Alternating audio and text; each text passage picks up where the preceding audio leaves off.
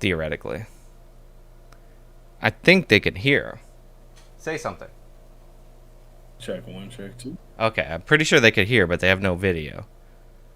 Listen, this setup was. I started getting nervous. I was like, "Are we gonna figure this out?" Window capture. Oh no, I'm pretty boomer. I'm pretty boomer. Wait, they're echoing. Hmm. Theoretically. I think they can hear. Oh yeah, somebody's. Say something. Check one, check Is two. it me? Okay, Hello? I'm pretty sure they could hear, but they have no video. Oh, yeah, Maybe well, listen, no one else this can. It's setup one of was. you motherfuckers. Uh, Freak. It might be on my end. I don't. I'm not hearing it on myself, but apparently it's probably just. Wait, who said they hear an echo? Oh, just on my stream. It's just me. Oh. Okay, yeah, something's on your end then. Yeah, I'll figure it out. Hmm.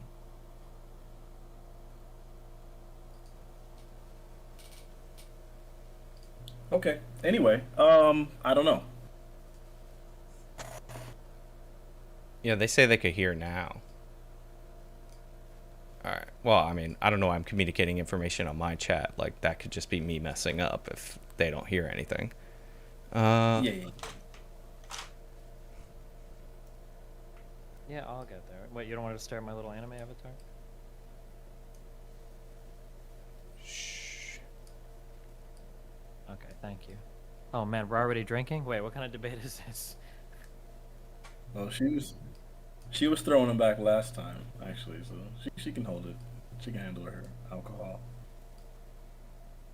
Got that. Alright, I'm almost done setting up with the elitist, longest setup ever.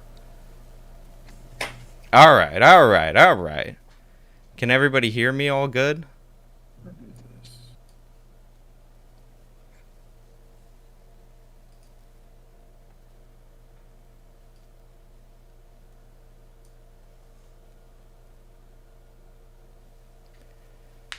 Oh, it's gonna look ghetto too, cause I'm. All right, we're good. We're good.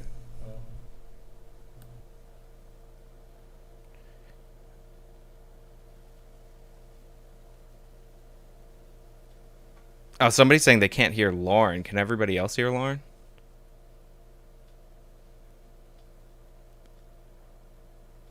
I can hear her. I can hear her perfectly fine. Ah, I can't hear you, Lauren. Fix it.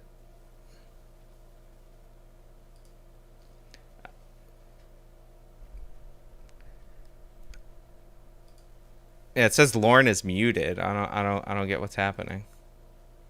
I can hear everybody else. Steven, say something. Oh no, I can't hear Steven. What the hell? Oh no, he touched a thing. Somebody touched a mic. Wait, why can I only hear Fanatiq?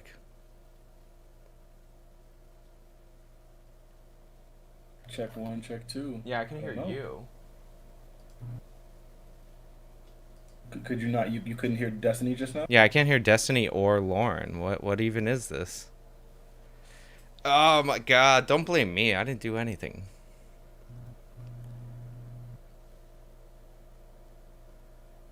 Okay, so somebody says they could hear everyone. So I can't hear? Is that what I'm being told? Oh my god. Interesting. I think I see. Let me click this individual person. Hmm.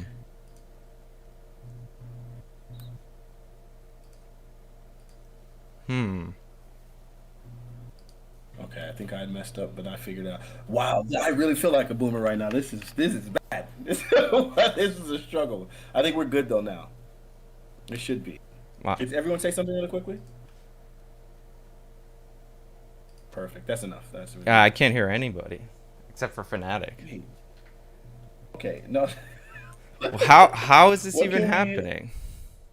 Okay, can you right click Destiny's name, make sure he's not muted, like you didn't mute the Well, other now I two? can't even see his video. He's like lagging, and everybody's attacking me personally now, and I don't like it.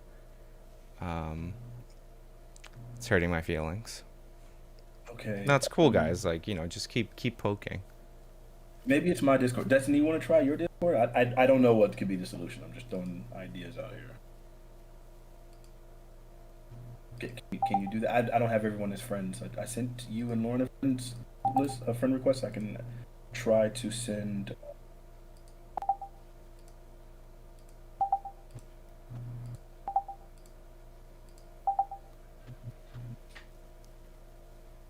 Oh my god. Look, I can only assume that this is completely out of my hands and I take no responsibility for it. Because I can hear Fanatiq. Fanatiq, can you hear you can hear Lauren and Destiny, or I hear everything. Yeah. and Lauren and Destiny, you could hear me and Fanatiq and them?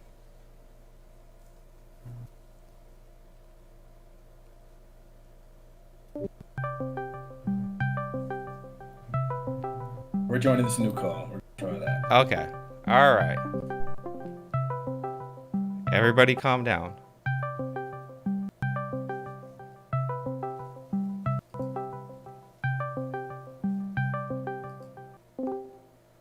Ooh. Okay, we're good. Okay, I can hear. Can everybody else hear? Yep. Uh, Are you kidding me? let's see. I can hear Lauren. That's positive. I mean, yeah, that's a good sign, I guess. I heard Fanatiq. Now all I need is Steven. Testing 1, 2. Hello. Test test. Hello. Oh, It's really God, tragic, okay. though. I'm gonna have to reset this all up. You and me both. Oh, here we go. No. You might be able to just right-click properties on the source and just change the window title, and it might make everything work again. Maybe. Yeah, I tried that. That's what I do for mine. It seems to work because it's just the pop-out window it has to see. There we go. Oh, how do I make a pop-out window? Oh, they said you Oh, probably. this button. All right. I'm setting it up. Everybody relax. Calm down.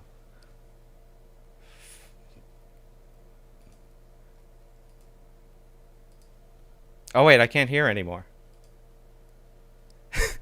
Oh, so the pop-up window is what I can't hear. Okay. So that's what's going wrong. All right.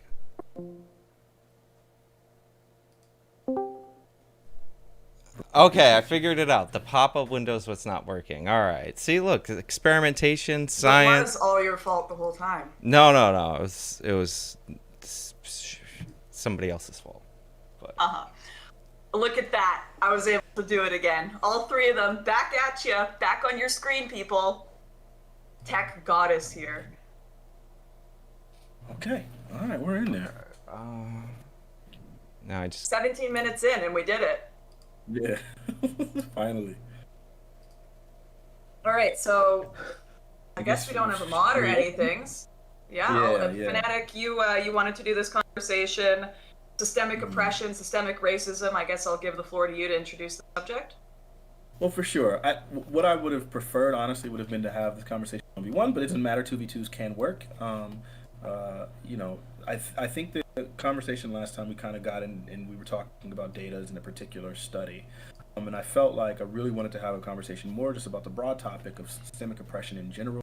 And I guess kind of maybe like discussing whether or not systemic oppression still has an impact today.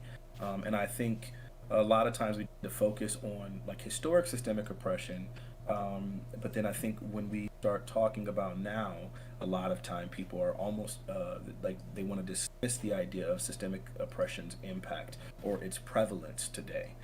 And so I felt like we could just kind of have a broad conversation about that. I wanted us to get into specifics, but I guess there wasn't that much communication back and forth, so we didn't get there. So I guess we'll just see where the conversation takes us. All right, awesome. Yeah, I apologize. I've had a hectic few weeks, so it's been pretty sparse with the communication. But I guess I'll just put my position on the topic to the floor, and then Destiny and Sean can go. Basically, last time we discussed this, we talked about the racism of the gaps, how in a lot of data that comes out about racial disparity, people will fill it with racism instead of other potential factors. And for the most part, I do think in America and Canada rather, we have fulfilled a lot of these obligations in ensuring people have equality under the law, equality of a starting point, not necessarily equality of outcome. That's something I don't think you can ensure for any group, whether it be gender, race, religion. I don't think we can ensure equality of outcome, but within the systems that be, within the legal, educational, all of these different aspects of our culture, I do think it is very fair towards all ethnic and racial groups. And a lot of systemic oppression is unfortunately exaggerated for the sake of groups that have a vested interest in, quite frankly, minorities not succeeding, because that is where they get their profit from. That is where their activism comes from. And so they have a vested interest in exaggerating systemic oppression.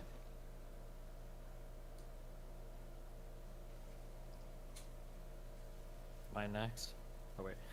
Yeah. Yeah, I'm here to talk about systemic oppression. A little bit short notice, but I'll be focusing, I guess, on the criminal justice side of things. I know that I tend to get pretty deep into studies here, so the two I'll be going over, the main one will be the nature one with the 100 million whatever police stops, and then there's a 2002-2011 special report from the DOJ for the police use of non-fatal force. I guess we can walk through that one. Those are the two things I brought to the table today. Right. All right, is it my turn? Because I set up my thing finally.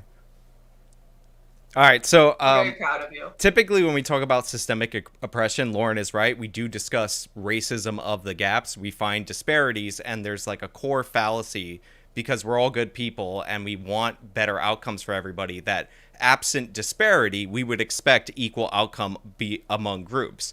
But what we see time and time again when we delve into these numbers is that the behaviors of the groups are different, and nowhere throughout history have we seen this equal outcome among these various groups. And it's kind of absurd when you think about it that you want something similar in terms of outcome when the behavior, the inputs, are nowhere near the same. So, yeah, I reject this notion. Okay, so really quickly, first off, I mean, I guess anything can be exaggerated, right? So I would definitely agree with you that there are bad actors, like some people who would exaggerate very much how much systemic oppression is still prevalent and how much of an impact it has today. But I think in the other side of that, you have people on the right who I would say would probably be incredibly dismissive to how important or how impactful systemic oppression that exists today is. I would say the idea that we've like achieved equality under the law, I guess from a really broad stance that sounds to like it could be true, but then when you start like really delving into like what actually happens immediately following some of the best civil rights acts or civil rights movements that we have, then you'll find that maybe on a broad federal level that we will get some sort of equality of the law, but then at the state level they immediately start passing various laws meant to kind of like skirt the whatever the federal law is. So for example, in like Brown versus Board of Education, like sure, like they immediately passed like a law basically saying, hey, like yeah, you guys can, you can go, separate but equal is not fair. You guys, integration is necessary. But then Brown 2, which was like 2 years later, I want to say, they passed something saying basically, well, they can kind of take their time as they find a way of implementing this. And then you see like almost every state in the South introduce these pupil placement laws, which were upheld by the Supreme Court, which basically say, hey, you guys can choose where your students go. The state can elect a council to decide where students go. And then using that, we can like look and see like 10 years later, and less than 2% of the total black population in these states were in integrated schools. So even though there was inequality under the law, the federal law, at the state level, we saw how much they went to like kind of undermine that, right?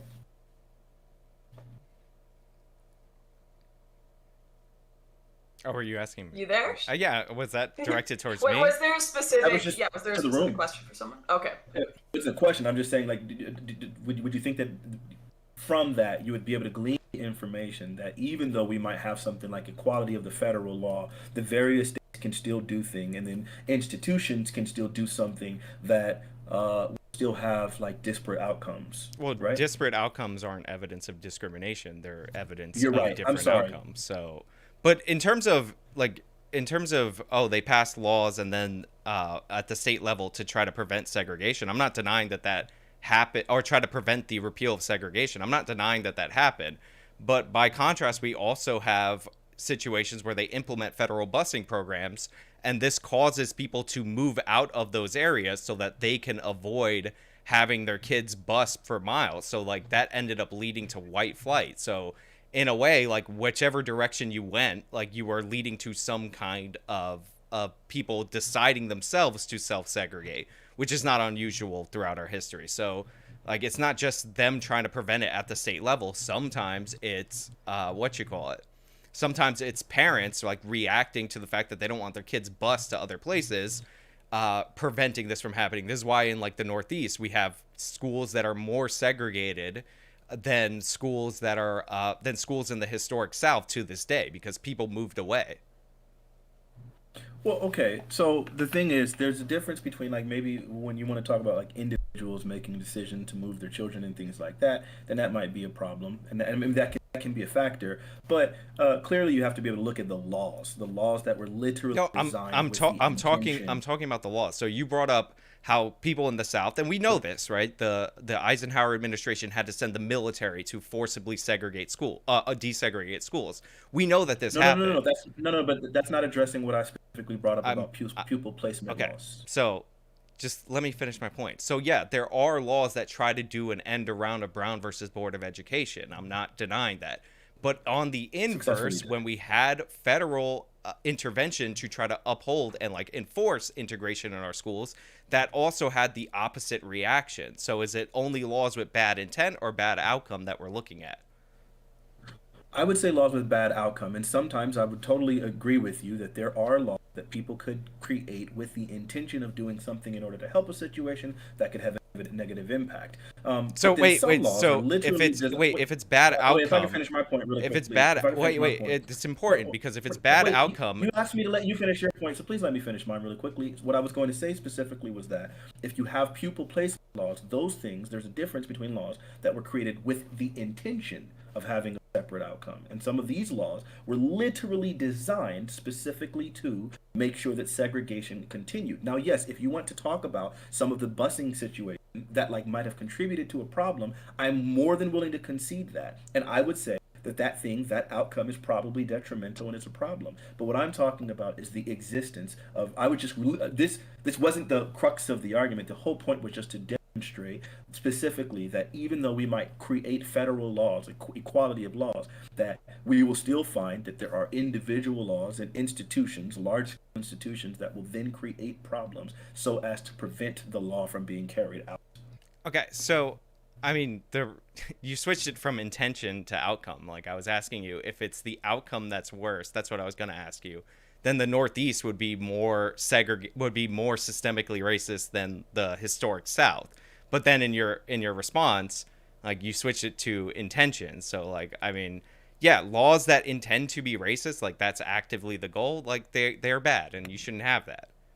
Like Okay, sure. But I would say also, like, it depends on what the cause of that outcome is. Simply because there's an Wait. outcome Can I that's ask? probably. Can I ask a question, because we're both kind of. I see where you guys are both going. Let me see if I can like elucidate here. Okay. Let's say that we made a law right now, and that law banned, or that law caused the imprisonment of every single person that did drug X. Now, let's say 50% of black people do drug X, so they're put in jail, and 10% of people do drug X, so they're put in jail. Would we consider this law to be a form of systemic oppression? Why or why not? For either of you. I don't care who goes first. well, if the law is neutral, I wouldn't. Just because you have disparate outcomes doesn't mean that it's systemic oppression. I mean, like black Americans commit over 50% of the murders every year. So like criminalizing murder So doesn't mean that it's a systemic oppression. Sure. So here's like my next question. So typically when we think, so we have on one end, we have like racism, which is boring. We all know it's bad. I think generally in the US we do it okay. There's not people running around like screaming the N-word at people, or like generally speaking, not all the time, but generally speaking, okay? But when you think of it in terms of like systemic oppression, okay? Let's say that I throw another stat and I say that all the people that go to jail for drug X, they're going to be locked up for the rest of their life. And let's say that it's only men that do this drug. So now we got 50% of black men and we've got 10% of white men. Now, let's say that we also know, now I'm making up stats here, but it's kind of reflective of reality. Let's say that we also know that if you are from a single parent household with only mothers, you're like way more likely to be a criminal than if not. would we now consider that same law before that was neutral because it's just targeting people that do drugs and black people happen to do it more? But if we enact this law and we enact all the punishments behind it, and we know that it's going to cause the next generation of people to also have like a higher proclivity for crime, would we consider that a form of systemic oppression? And then yes or no or why? I mean, if you're trying to if you're trying to criminalize behavior, now I'm not like a drug warrior kind of guy, and like you're trying to like do an end around example for the crack cocaine disparities, which I mean specifically there's no case there, but yeah, no, it's not like that would not be considered systemic oppression. And your men example is perfect. We know that 90% of the laws are enforced against men, like they commit the overwhelming majority of crimes, and nobody makes the case, I would hope, for systemic sexism against men. I mean, I would. There's But plenty of people that do. I do as well. yeah, I would absolutely do that, especially in cases of violent crime, especially in cases of domestic abuse. Women get Sure. away with a lot of insane shit. I'm And the not same going thing in child court as well. yeah, I guess so. Going back, and we haven't gotten into any data yet or any studies, but this is just kind of like the meta philosophy of this conversation. I guess the problem is that if we were to send like a train down the tracks of society, and this is kind of the system that we made, where at the very beginning we have like a neutral law that doesn't racially target anybody, but it does have disparate outcomes. If those disparate outcomes will into the future propel groups into different directions, it feels like that you could argue that that is a form of systemic oppression. If we assume that children don't choose to be fatherless, which I assume we all agree with that, and you have children that are born into households that are fatherless, and then those children go on to have, just statistically speaking, a much higher proclivity for crime, like, do we hold those individuals accountable? Do we hold the single mothers accountable? Do we hold the system accountable? Where does the buck stop, I guess, and how do we push forward into like correcting the imbalance or righting the ship? Or do we think it doesn't even need to be righted at all? We think that it's okay to You just would head in hold that direction. you would hold the individuals accountable. So again, like if your father committed murder and you're raised in a single parent household and your father's in prison, yeah, that's difficult for you. Like that's what we would call a cosmic injustice, right? Like you didn't choose to have a father that was a murderer and be set up in that way. But we're not going to call it oppression when we punish the person who murdered somebody else. Like that doesn't make any sense, and it shouldn't be policy to punish people living today for the sins of the past. Well, okay, hold on. I think this is where conversation always gets a little heavy. If we can bring this into the topic that I wanted, like one of the things that obviously we always talk about, right? Which is redlining, right? Like when we start talking about redressing of a lot of the civil things that have happened in the past, it's not necessarily about like, oh, we're just punishing you for things that are happening in the past. We would only be trying to redress things that most of the time we would want to redress things that have an impact today. So when we redlining, it's not just about, oh, this is awful that you did this in the past. It's more about what is the impact of that redlining on society today, and then we would look Okay, at that so and say, can I ask a question here? Do you believe, because a lot of what we're talking about is historical examples of things that potentially impact today, but do you believe that there are systems in place right now within the government, laws in place that are systemically against Black people, like in place right now? of course, I would say some of the voting laws that they've like enacted are probably going to be somewhat harmful, specifically So like aimed at Black. voting ID? No, it's not just voting ID. So what you find is that, I mean, I guess you would need to look at each individual one, but there have been obvious cases, like the North Carolina one, which is one that's often cited, where that was a law that was made and literally never said the word black, but clearly they asked Can you for voting. explain that? Sure. So what it was, they went and they asked for voting data by race.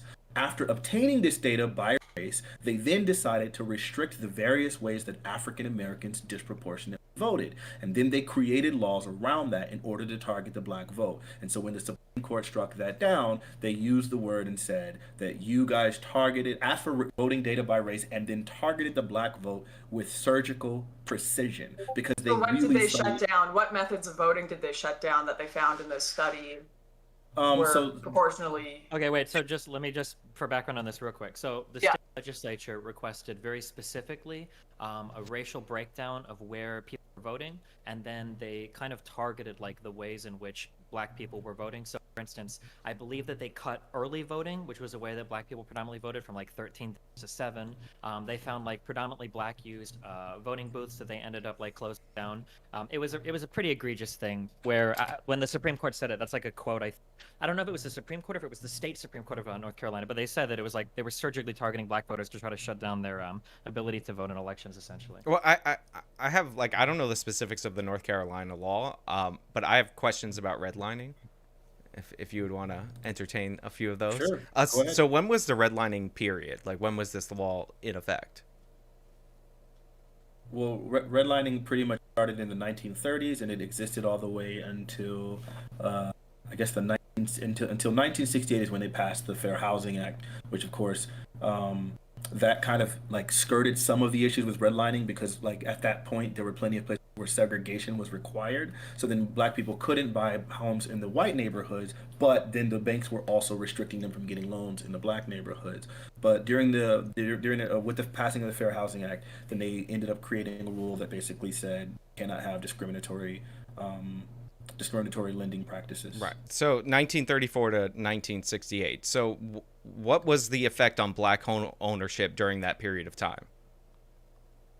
Oh, it was incredibly detrimental. And I guess I guess it's really hard because it's hard to look at this information without looking at the outcomes. Well, but I mean, we what can was like? Did home ownership rates go up? Did they go down? Did they grow as fast as home ownership rates over the same period for white people, or did they grow significantly slower? Like that's what I'm asking. Well, they clearly didn't grow as fast as the white home ownership did, and the neighborhoods in which black people lived, the value of their properties depreciated greatly because they weren't able to maintain these neighborhoods. I mean, I would have to fact check you on that. If you look at U.S. Census data, black home ownership rose during this specific period of time at the same rate as white home ownership. You also this also coincides with black poverty dropping from 89% to 49%. Yeah, I'll pull it up. And they use census data. You can see it on the charts. I've covered this multiple different times in my video. So, like, my question is, and I'm not saying that there was no impact, obviously, but like, if like this law was so destructive to black people, so much so that we feel it today, why did their home ownership's rate of increase slow so dramatically after the repeal, as opposed to, you know, the time that the law was in effect? I think that something that would be really important to look at I don't have a strong position on this because it's just not something I'm as well read in, but I don't think that looking at only home ownership is the only thing that matters. My understanding, and I could be totally wrong on this, but my understanding was that the term red line, I think, referred to specific lines where it was like, black people are not going to live in this neighborhood. So I don't think that the policies related to redlining specifically prevented black people from getting homes. It just prevented them from getting nicer homes in areas where they otherwise want to live, but rather they were forced to other neighborhoods.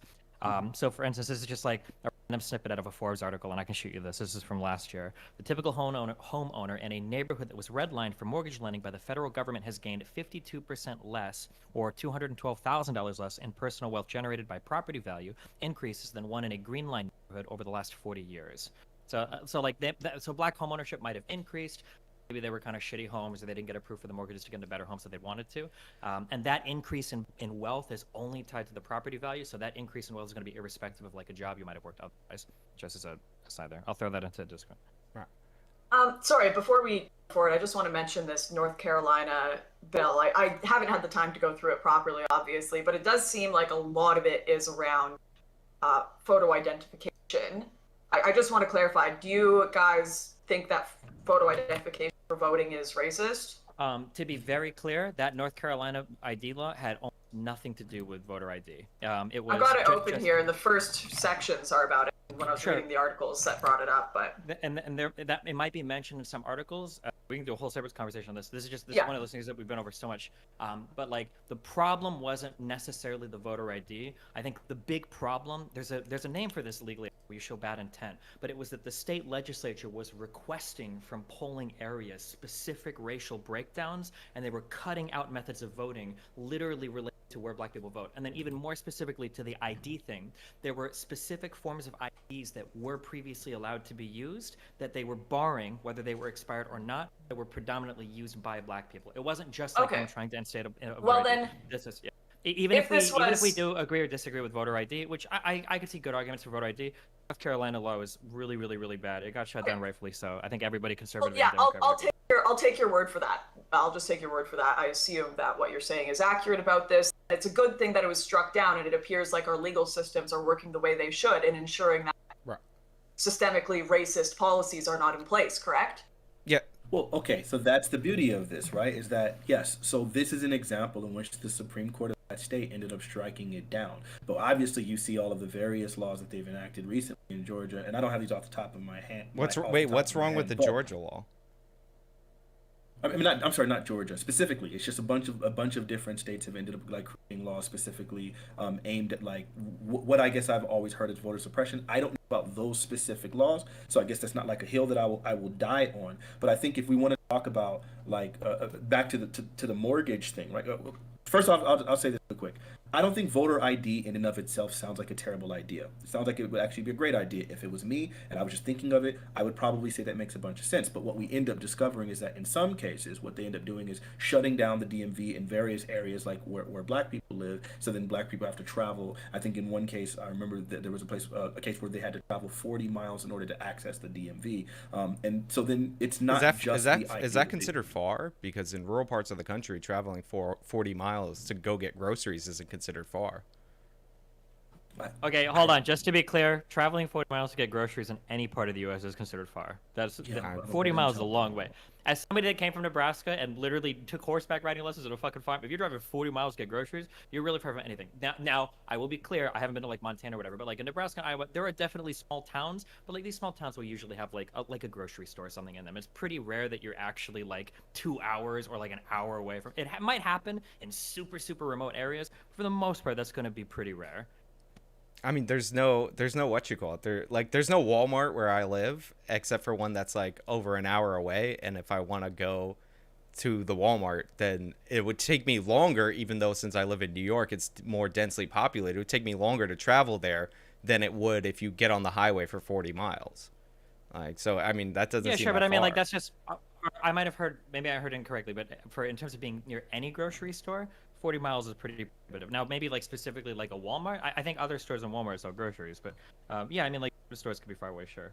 Well, if you live in a small town of like 10,000 people that can't sustain a grocery store, typically there's a grocery store in between the two towns that's pretty far.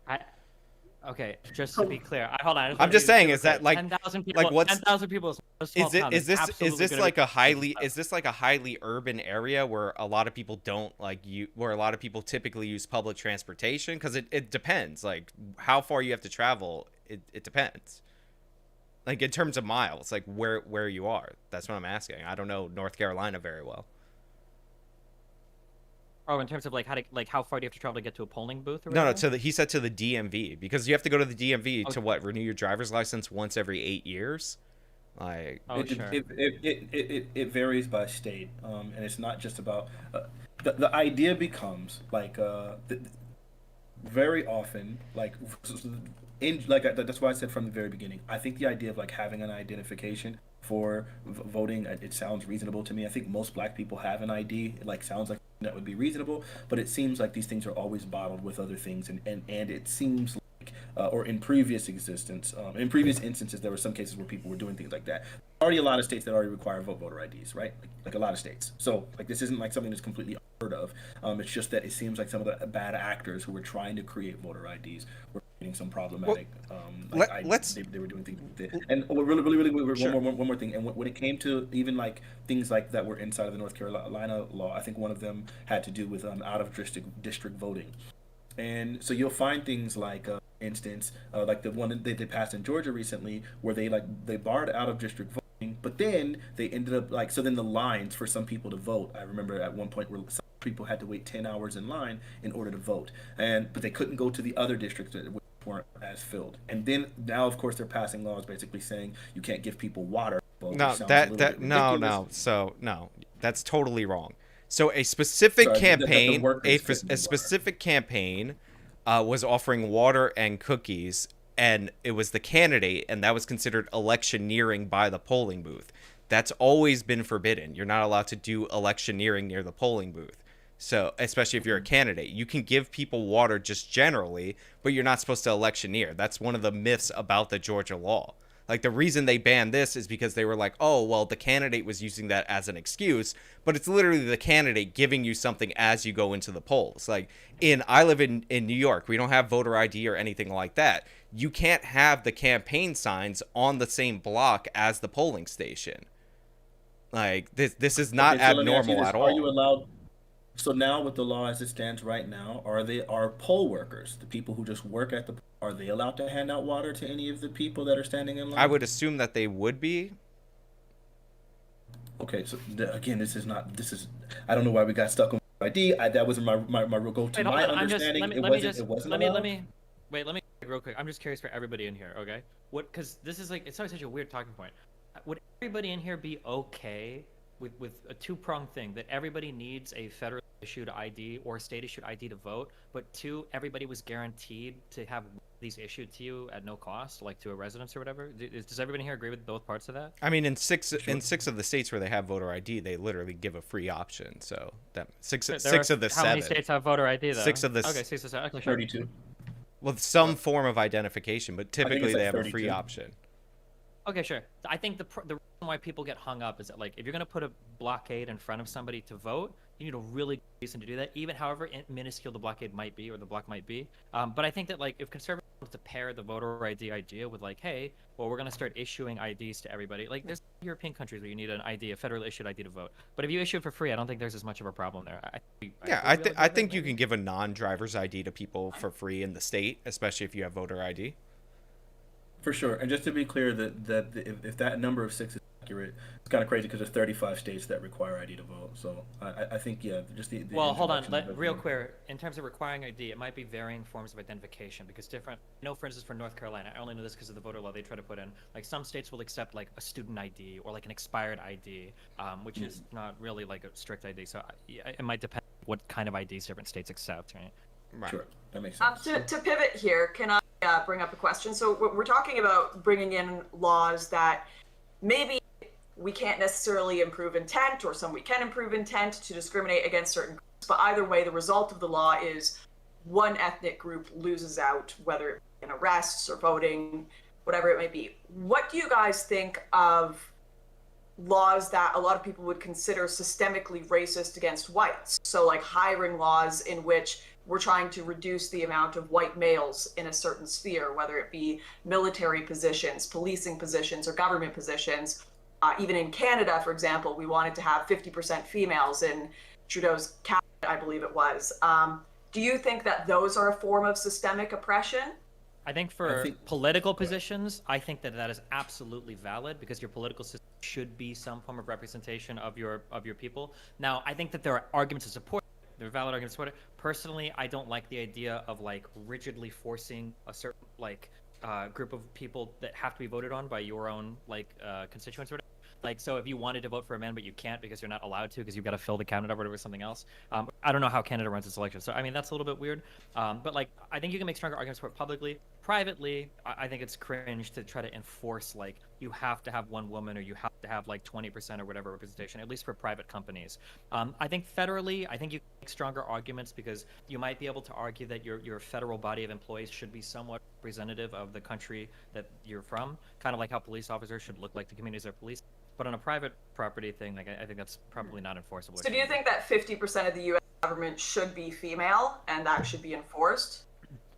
In terms of like national jobs, I don't know if it should be enforced, but I like making policies that like encourage that type of hiring. It's pretty obvious we can guide people with different types of encouragement. I don't think that's the worst thing in the world. I don't know how I feel about it. I have to think about it more, but I could see an argument for it government-wise because it is kind of weird depending on the world you live in. Like if you have like a 60% white population and a 50% male population, and like 95% of federal employees, I don't know if that's a real number, but if 90% were like white men, you get kind of a weird engagement with your government there, where it feels like it's not as representative of you as it might otherwise be.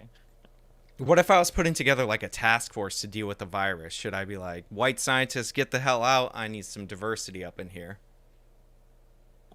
I don't. Fuck. I wish I had this offhand, but that like there are very strong arguments to be made for having different voices in rooms when you're dealing with like certain types of issues.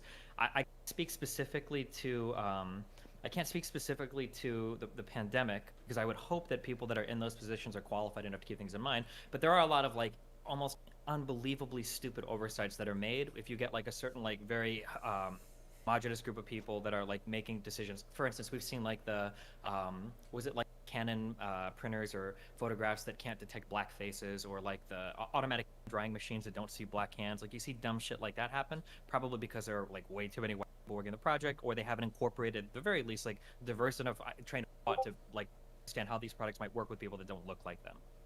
Also, I My would say really understanding, quickly, some of these products, it's literally like impossible. So, like for example, an IPL machine, impossible. which, well, yeah, so like hair removal machines that women use to remove hair on their legs, it actually doesn't work on pigmented skin.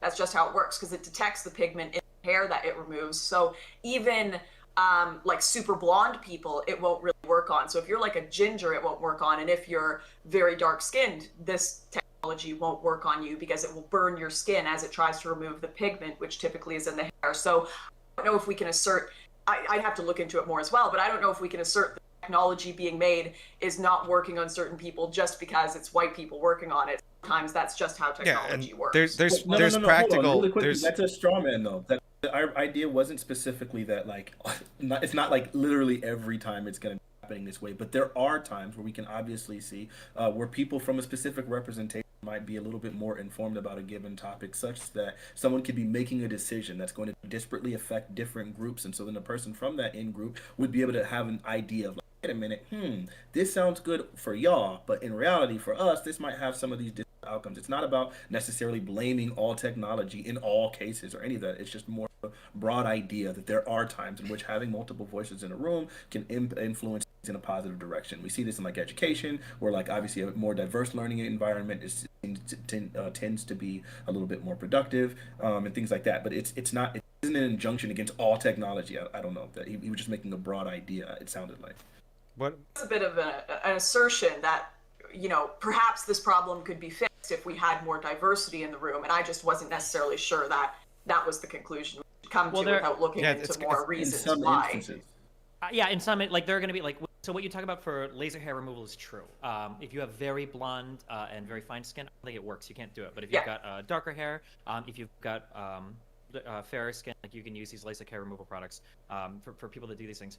But that's like an elective thing, like nice to do, but it's not like essential. But if you're putting like hand drying machines in a bathroom, it should probably be a requirement that this works for everybody. So there's different types of technologies where having like a more diverse understanding of your audience is going to be like pretty crucial. Or even when it comes to things like I think there was an issue where early on when we had those huge steel cars, a lot of seatbelt manufacturers or a lot of car manufacturers were only doing the safety tests on like men. And the way that seatbelts fit around women or children is going to be a lot different, and the optimal safety profiles of these things pretty dramatically based on like the type of model that you use in a car accident. That's like an example of Right. So with the soap dispensers, for example, I was just looking into it, and they operate off of light bouncing back off the skin. So obviously, darker skin, darker shirts, whatever it might be, tends to absorb light. Now, people are suggesting, a but again, this is like an solution to this right? could be, increasing the sensor equivalent, increasing the exposure to try to detect more. But there are literal technological barriers that once again, this is when we talk about racism of the gaps. Ooh, it could be because we didn't have enough black people on the team. That was the implication that was being put forward. So real quick, this is an epistemic problem of like how do we approach like what we ought to do, or these are like more broader questions. The idea that it's a technological problem is not true. If I have a room full of white people and we are running across like the like a black background, and I say like, hey, what technology should we employ to be able to take a picture every time somebody crosses black background? A room full of people might say like, oh, we can just like look for the difference in color. Easy, boom, and then it's solved. We have a few black people and they might like, wait a second, well, if we look for just a difference in color, this isn't going to work. We need to use like motion sensing technology. There are absolutely a wide variety of ways that we can detect somebody's hand underneath the sensor. It doesn't have to be with beams of light. It doesn't have to be difference of color. But if you've got a room full of people that aren't thinking of like other things, then it might be the case that like all of them settle on like, oh yeah, well, if it's white, it works. What Lauren is saying is that there's like practical realities that are being considered racism. So you brought up cameras that don't, like, certain apps don't capture black faces. Like, if you've ever worked on a film, if you've ever not, like, those face swapping apps, if you've never worked on a film and had to light people who were not white or Asian or light skinned, you have to light them completely differently. Like, it's because their skin reflects or doesn't reflect light differently.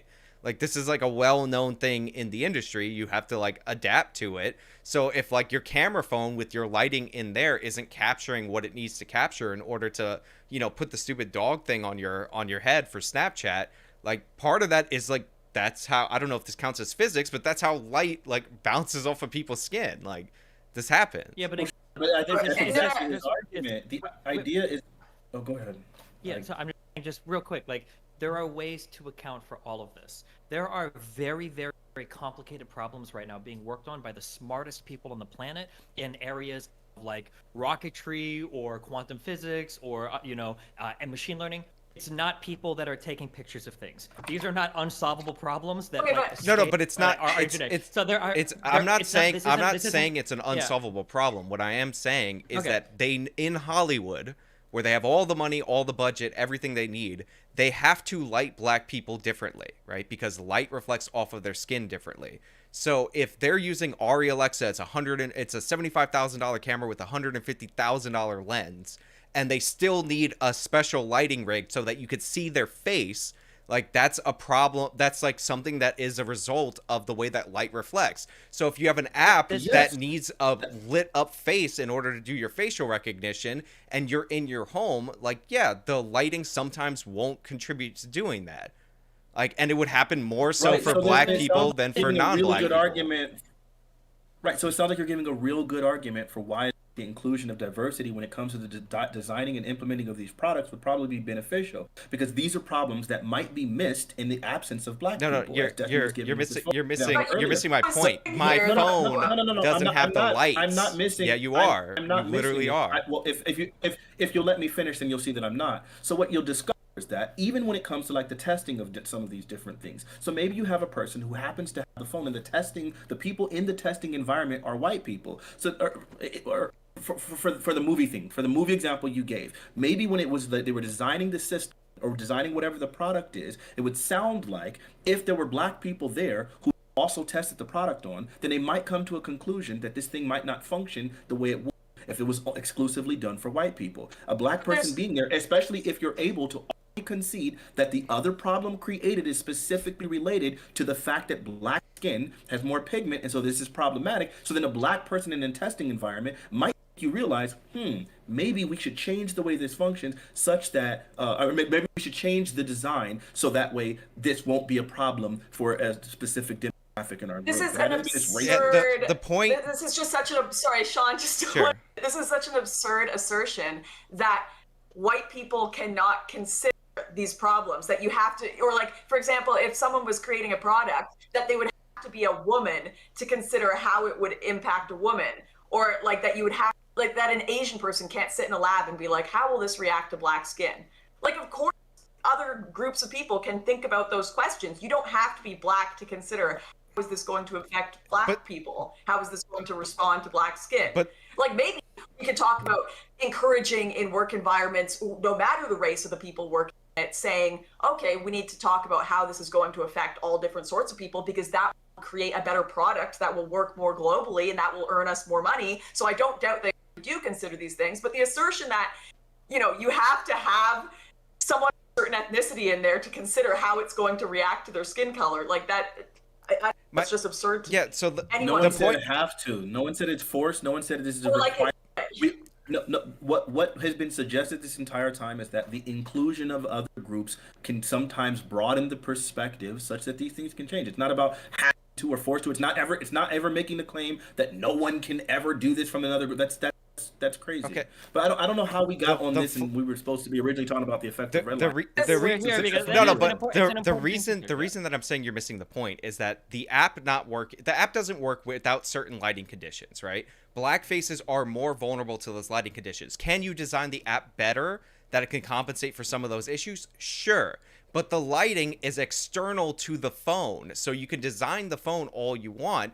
But the fact is, unless you light properly, which is different, which is external from the phone, you're going to get worse results on average. So having a black person in the phone when they do the testing in their lighting conditions, like, sure, you could have a model, it will do something, but if it doesn't work when lighting isn't sufficient, and statistically you need more lights for black people, you're going to have a disparity in when the dog face appears on their face in Snapchat, because that's what we're literally talking about.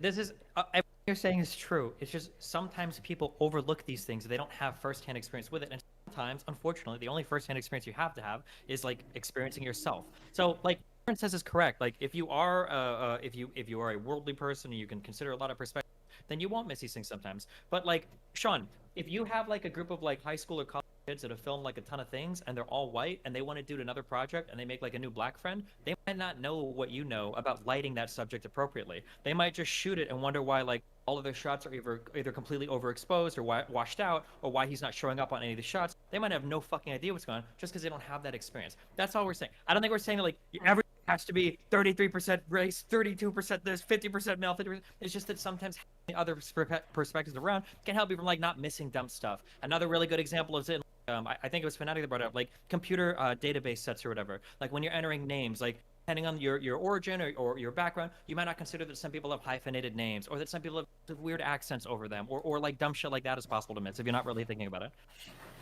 I don't think that has anything to do, like I agree with everything you just said, but I don't think that has anything to do with systemic racism. Like I can barely even pronounce Slavic names sometimes. Like this is just sometimes general societal challenges that all of us face, like you just said, a film crew not understanding the film dynamics that Sean does in a high school classroom. I don't think that has anything to do with systemic racism, and I'm not saying you're saying that, but this goes back to even the original point with the technology not detecting black hands. Like, does that have anything to do with actual systemic racism, or is this just a little hurdle that we're trying to get over, and there's different ways to approach it? And I don't think the necessary answer to that is we need to hire less white people. That's the larger, broader conversation. But I think even just on that thing, like these like little, I hate that we use the word racism for everything, because systemic racism doesn't have to be like resulting in the death of everybody. I think that like systemic forms of oppression can be like really small or dumb things. It might even be something as dumb as like preference and temperature differences that men or women have, like in office spaces, where if you have like different men and you've got like a few women, that like it's always going to be kept at a temperature that is like ungodly for women. Or imagine, God forbid, if showers only had like one fucking temperature setting and women ran the shower industry. No man would be able to take a shower because women shower at an ungodly molten lava temperature. You'd be fucked if you were a guy, right? So like and again, it's not that like these forms of systemic oppression are leading to everybody being killed and murdered and blah blah blah, but it's just like little shitty things you have to deal with in life. And sometimes these things can ramp up, and a lot of these things can be accounted for like starting at the fundamental area of like, well, we have like enough representation in this area for people to notice, or are we like keeping at least this in mind for these types of like that's yeah. A lot of these things solve themselves just based on, some of them do have to have a deeper consideration and people being like, all right, let's really unpack this. But when it comes to like those product uses, people realize, oh my goodness, we have left 50% of the population, 50% potential buyers out of this product we're selling. Let's try to improve it so that we can include those people. We've left the entire community out. Like look at, for example, this is just like when Black Panther came out, they were like, we've actually left this whole community out of this Marvel universe, having like a black hero that could represent them. Let's make Black Panther, and then we'll invite an entire group of people into this Marvel universe. Like these problems tend to fix themselves in the sense of, we actually, within capitalism in general, we want more people to be included in a product consumption. And certainly within government, they want all groups included, whether it be for voting purposes or whatever. Okay, so can we get back to the redlining thing that we've been talking about? Sure. It feels like we've kind of derailed really heavily, right? So Sean, you were talking about the redlining and like the fact that the law was made illegal in 1968. I think that's fine, and that's fair. And it sounds like that should have been a step in the right direction. And yeah, there was some integration, and so some people were able to have access to like better things. I was one of those people that moved in, to a freaking white neighborhood where I was pretty much one of the very few, less than 5% of the black population in this, population was black in this region, and went to like basically all white school and an all white neighborhood and so on and so forth. So like, yeah, there's all these benefits that happen to individuals, but at the same time, while all these benefits were happening, then the government. This is what I was talking about earlier, what I wanted to get into, we got sidetracked so much from. After they passed the 1968 Fair Housing Act, then later on they needed to go down and pass the Home Mortgage Disclosure Act, right, in 1975. So this is 7 years after redlining, in which they're now like recognizing, we need to actually start collecting data. Same thing they did with North Carolina when it came to traffic stops. We need to start collecting data on these lending practices because they're starting to discover like that, that there seems to be some disparities in the way that these were distributed, right? Has anyone in this call heard of reverse redlining? Reverse redlining? What is that? The Dodd-Frank Act? Oh no, not Dodd-Frank. The other one. I'm thinking of the Community Reinvestment Act. No. Reverse redlining is the practice. You guys probably know it in practice, but maybe just not by name. So reverse redlining is the thing that happens when an institution goes and starts aggressively targeting specific loans towards people in a black neighborhood or in minority neighborhoods that are really problematic, these troubled loans, right? And so as opposed to redlining, which denied problematic them how? However, Problematic how? Problematic in that they had disparate they had higher interest rates. Some of them had adjustable rates. They were subprime loans. And these loans ended up disproportionately negatively impacting African Americans, such that a lot of their houses ended up foreclosing. That's what happened in 2006, 2009. But so I was saying, first we had that act in 1965. Then afterwards, we ended up creating the Financial Institution Reform, Recovery, and Enforcement Act in 1989. So this is 14 years after that, which required them to collect and disclose about applicant and borrower characteristics to assist in identifying possible discriminatory lending patterns and enforcing anti-discrimination statuses. So even though this is now mind you, this is 1999, so we passed a law in 1968 specifically at making there be found housing, and now that we're starting to give loans to these people, we're finding that there's another discriminatory practice even within the same thing, and that's 21 years later that we're passing this. All this doing is collecting data. Now that they collected the data in 2006 and 2009 and so on and so forth, now you've had all these various lawsuits against all of these banking institutions specifically for their discriminatory practices in their lending, right? So then even though we might have passed the Fair Housing Act, that didn't mean that solved the problem of housing. This is a continual problem, ongoing. So even though like we might have fixed that the redlining, there's still systemic oppression within the housing market. Would you say that? No, because what ended up happening was they collected this data, they ended up finding a disparity, and I've seen multiple of these studies that can peg the disparity down to black people having worse credit scores on average. So, of course, they were going to get higher interest rates for the loans. And in 2003, when Barney Frank wanted to solve this problem, like they ended up incentivizing financial institutions to lend money to these minority people to correct for this historic discrimination.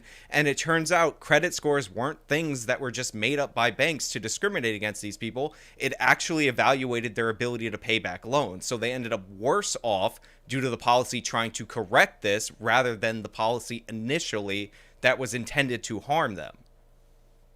Absolutely not. So basically, it's whether or not people had credit scores. They found that even people with similar credit scores, they were still getting targeted with these disproportionately poor loans.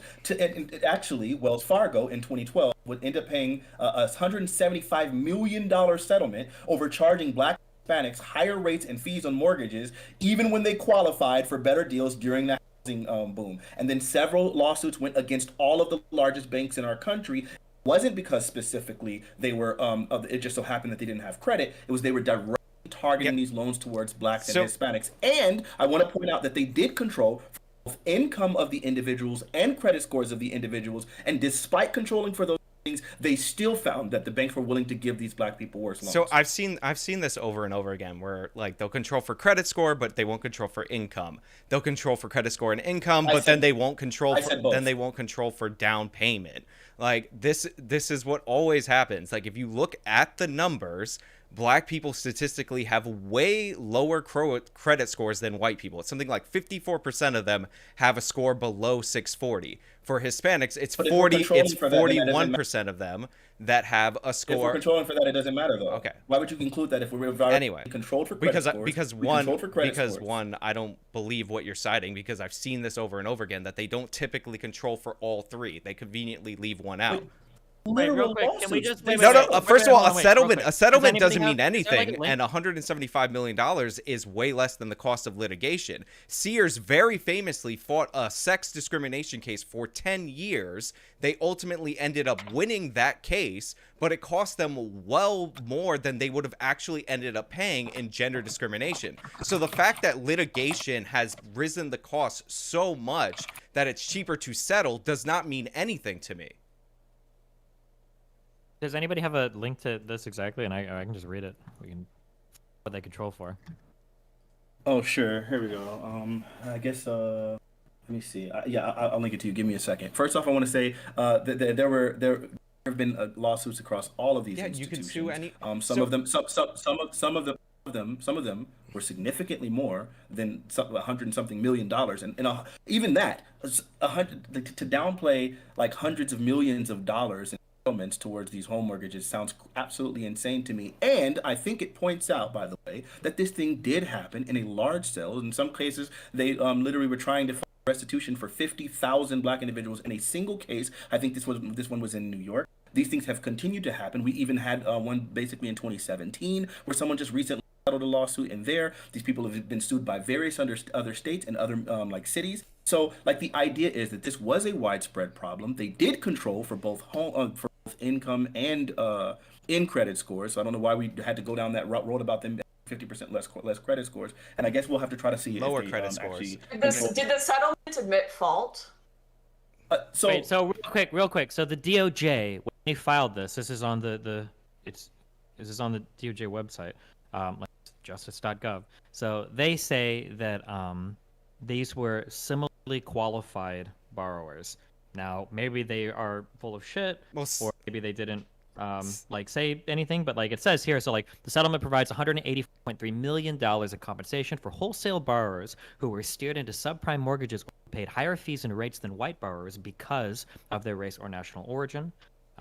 And then it says later on that they will compensate African American and Hispanic retail borrowers who were placed into subprime loans when similarly qualified white retail borrowers received prime loans. Now, maybe Wells Fargo sucked at arguing the case, or maybe they thought you said retail borrowers. Like, can I get a specific definition on that? Is that people that they're trying to flip the houses? My understanding is that like a retail customer is going to be juxtaposed to like an investor. What the fuck is the word? Like a business? No, like a business, like a commercial is what I'm thinking of, right? Like a retail customer is probably somebody that's shopping for like a home, like a general mortgage or an FHA loan or something for like that's like a personal residence, whereas a commercial customer is going to be getting rental property or like a commercial. Well, I know for a fact that during the housing crisis, they would direct people to subprime loans because they were like, oh, look at this market, it's going to go up, and in 3 years you're going to sell it before the interest rate kicked in, which was all fine and dandy until you had the housing market crash. And as for the giant lawsuit in the city of New York, wait, why didn't they do that to white people? As for the giant lawsuit in the city of New York, my aunt was a part of that. So you could say 50,000 people against Citigroup, which was the New York one.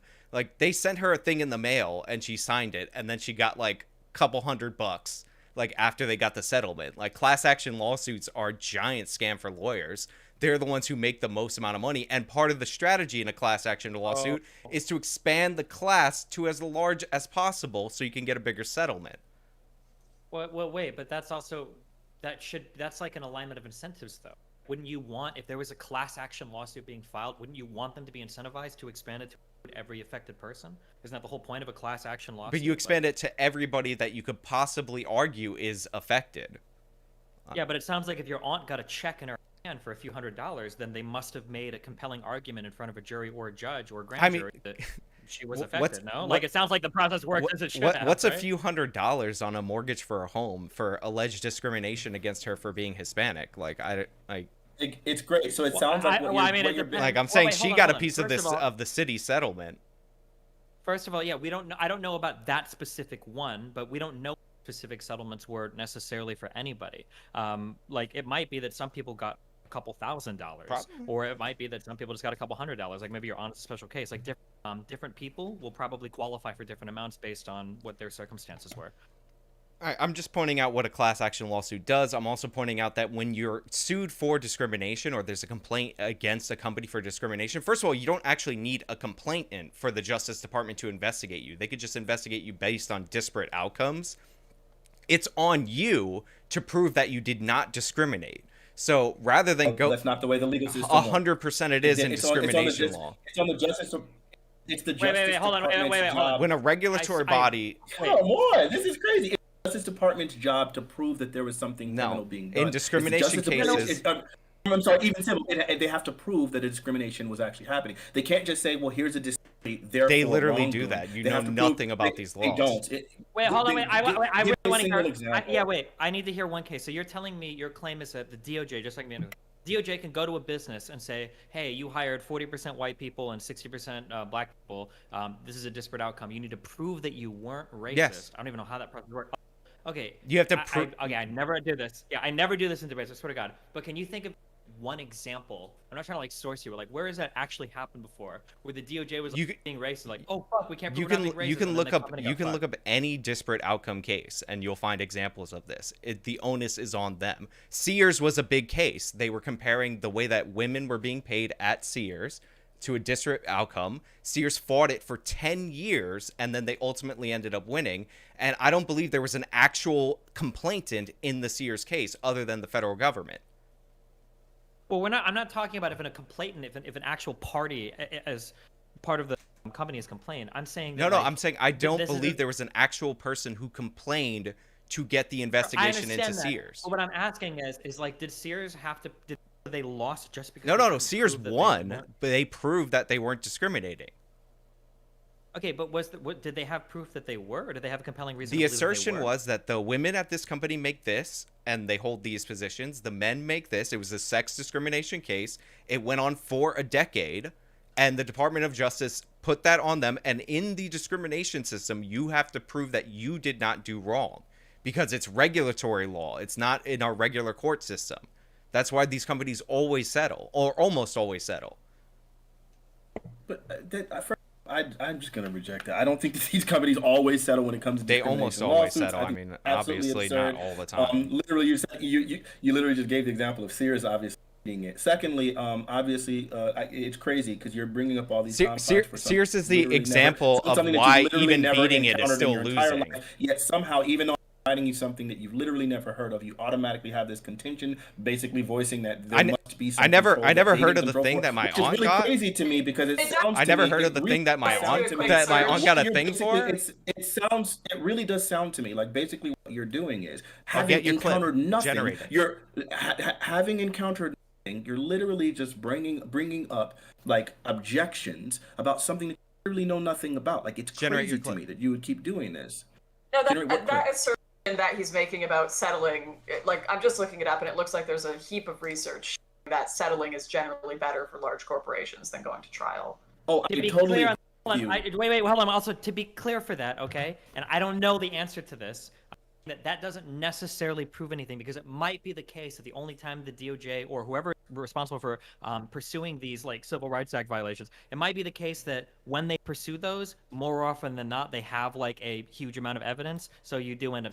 Now, I'm not saying that's the case, but I'm just saying that just because people settle doesn't mean that like, oh, they would if they would have taken it to court. It might be the case that the majority settle because they know they're probably fucked and it's not worth it for the litigation happening. Well, even that might be. Sure, even if you win, plenty of times where the Department of Justice decides to investigate something and then not even actually go to a lawsuit because they didn't find any wrongdoing. It's almost like you're making the implication that no matter what, whenever the Department of Justice looks, they're always going to find something criminal. Well, if you're going based on disparate outcome, then yeah, you're always going to find disparate outcome because people behave differently. And of course, we're not going to expect equal representation across all industries. It would be absurd to do that. It's the denial of cause and effect. If you act differently and expect the same outcome, then like that's ridiculous.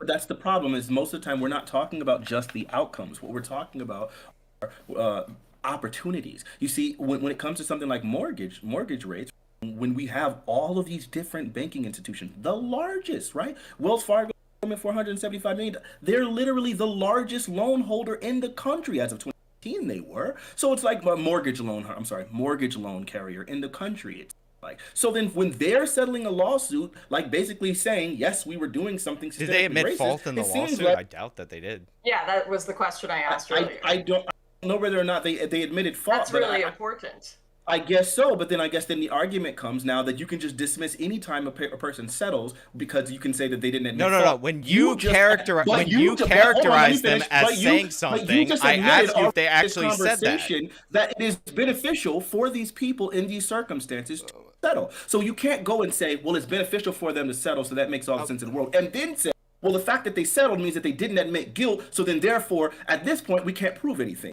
Literally trying to have your cake and eat it too. When in that you situation. say, A when lot you of people start really do not understand the legal system when you here. start Sorry, when you start characterizing what Wells Fargo said, that's when I asked you if they admitted fault, because you are making a statement that they did. What they said? When you're saying they're saying, go back and watch the tape. I'm just curious. Just to ask. So, like, if Wells Fargo has, through this settlement, identified victims of being pushed into subprime mortgages that shouldn't have been otherwise, is that considered a form of admitting fault, or is that just them kind of like memeing? Or I'm talking about when they. So when you have a settlement, you can either admit fault in a settlement or not admit fault in a settlement. So are you saying it's possible that Wells Fargo didn't admit fault, but was still able to identify supposed victims of this class action suit and then pay them out? Yeah, so Fred Wilpon, the former owner of the Mets, yeah. Fred Wilpon, the former owner of the Mets, it was alleged by a prosecutor that he knew about Bernie Madoff's scam, right? And they wanted $1 billion from him. Fred Wilpon ended up paying $143 million, and and he admitted no fault. So there was no criminal allegations, and the Department of Justice acknowledged, at least based on the terms of the settlement, that he did not know about the Bernie Madoff scam, but he did profit from it. So that would be a no-fault settlement. That happens all the time. Like Kobe Bryant paid that woman, the one from Colorado, and didn't admit. Sure, wait, hold on, but there's a difference. Wait, guys, this is important. As part of the settlement agreement, Wells Fargo did not admit liability. In a statement, the bank said it strongly disputes the allegations made by the city in the lawsuit over Fair Housing Act claims. Sure, but then despite doing that, they were somehow able to then find specific victims and then give money directly in an actual settlement, because part of the settlement might have been they're called plaintiffs. Hold on. Part of the settlement might have been a broader thing in which they had to do some form of systemic change, but then they also had to find individual actors and then pay them individual restitution. How did they figure which people were getting the restitution? Those are the plaintiffs. And then also, I'm just like super curious. If you're doing a settlement, why would you ever admit fault? I'm genuinely asking, because like, if you're going to have to quote unquote admit fault, why wouldn't you just say, fuck it, take me to court and sue me then, fuck you? Like, what's the difference? I don't understand why would you ever admit fault as part of a settlement? Well, if you're caught dead to rights, and like the prosecutor knows that they can prove you guilty, like you can submit an offer that you admit no fault, but the prosecutor be like, no, I'm gonna get you either way. So like there are like typically this is like a plea bargain based on not great evidence. Like they don't want to drag it out. But yeah, obviously, ideally, you don't want to admit fault, because that sets you up in a better position. You pay less on the settlement than you would pay your lawyers, and you don't admit any fault. And like sometimes you'll offer things to get, like I just finished up a lawsuit myself in the state of California, and we just wanted to end the case, not because I didn't have a great argument. My lawyers were completely confident that we had a very solid argument and worked in other cases in Germany before, but we settled simply because the costs were too high to go forward, or not settled rather, but we ended the case simply because the costs were too high to keep going forward. And we made an agreement with the other party. The other party, one of their offers was, you have to agree you won't take this to higher courts, et cetera, otherwise we're going to go after you for more money. And these are just all conversations that happen at the end of the lawsuit. The fact that they got the ability to say, actually, we did nothing wrong, we're just settling this to get this shit out of the way, is pretty impressive. I mean, it's not a small deal, because sometimes the other side will be like, actually, we are so confident in our case, we are going to keep going, we are going to make you admit fault, because we know for sure we're going to win this, and we're not going to just let it go and settle. But so this is a big deal. Couldn't it also be the case that like the more important part of this, especially since so these are civil proceedings, or were there ever like criminal charges on the floor? It was Because always civil. If it's all just civil, wouldn't it make sense for the DOJ, if they want to settle, just say settle it to get people their money faster, even if they knew that they had like 100% like we're going to win the case? Like I could be wrong, but I doubt Wells Fargo is hurting for money to fight cases in court. It feels like they could fight. It'll be more expensive to fight cases significantly more sometimes than to expensive. just settle. Significantly. For Sure, people like but- hold on, for people like us, yes, okay, but I'm pretty sure Wells Fargo has a whole fucking. That's true, because they have to pay a higher amount than the I'm people sure suing that them. they do, but you have to understand what you guys are saying, okay? And I don't think either of you wants to bite the bullet on this. The precedent is that every single person that settles is like always like guilty or always not guilty. I don't think that it's No, fair we're to, not like, saying read that. We're everything. talking about an individual case, and we're talking about a case in which said they're not guilty and they do not accept liability. There are cases where settlements happen where they do say they are guilty. Yeah. And Wait, in the vast majority of civil cases, they don't actually admit that they're guilty. Not normally typically part of a settlement. Even like you cited the Kobe Bryant case. He didn't say that he was guilty when he settled that case. And I understand there are plenty of situations where obviously corporations settle because they don't want to go through the lawsuit. Freaking Magic Mountain did that when some kid hopped two huge fences and got decapitated by the Batman ride, and they ended up paying him out even though they did everything reasonable. They would have won that lawsuit over if they had actually went to it, but they didn't want to deal with the publicity. Understand that. But there's a difference here. It'd be one thing if it was like just a no-fault settlement. It's a no-fault settlement with to the tune of $175 million. So I think that it starts becoming a bit more real here. Then, of course, you have the other one for just the Manhattan portion of J.P. Morgan, where they end up suing someone for $53 million, right? And so you have all of these lawsuits, all of our largest banks, and all of them end up settling for amounts of money in which the Department of Justice is claiming these things. So I don't know. It just seems really weird to me that I guess you have to assume these are not large amounts of money. Well, I guess so. You're right. 175 million is not that much, but I guess it really seems to me that good, sure. Then I guess you have to make the assumption then that I guess some kind of way the Department of Justice is just intentionally going and making lawsuits against things that are not necessarily problematic.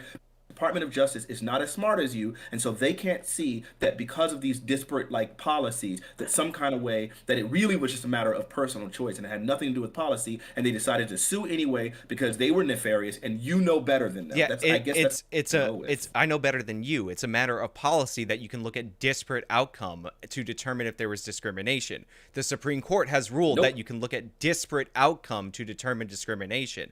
So yeah, when they're suing based on disparate outcome, when they're suing based on disparate outcome, then sure, that's the results that you're going to get. And we've seen changes in our laws that you could use disparate outcome as a standard, or changes in our regulatory structure. During the Obama administration, the head of Did you say that the settlement was 178? During the Obama administration, the head of Housing and Urban Development changed the criteria for the Fair Housing Act to include disparate outcomes regardless of whether or not there are non-racial based explanations.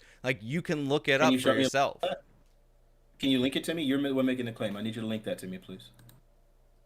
This second thing I'm asking for that I'm not getting. Oh, you mean the first thing that I sent in the chat? That's right there? Oh, okay.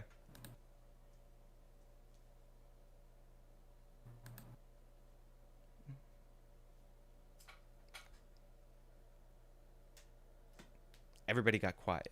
So, I think what we do is we would probably all need to go through the actual case details here and to have an honest conversation about this specific case, right? And we would have to understand what they define as discrimination, because I'm willing to accept if we both read through the case, maybe it was the case that brokers were literally like, that sounds like a black person, no way but I do have my doubts that was the case. I think that there are other factors that could be involved, like this is a poor neighborhood. This is the kind of job they have. I'm willing to accept also that potentially there were a dozen other factors involved here that just happened to lean against minorities applying, right?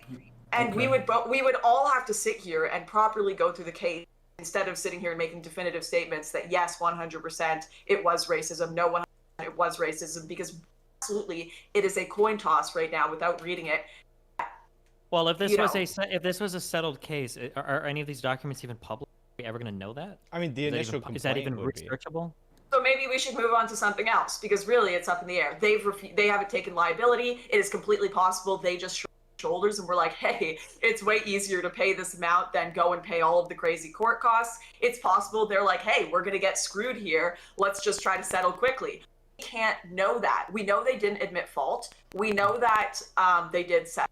So it's almost like there's a bit on both sides, but like none of us have actually gone through and read through. Just to be clear, yeah, I agree that none of us have gone through. None of us also have any ability to that like, well, they settled because the lawyers would have cost more than $200 million.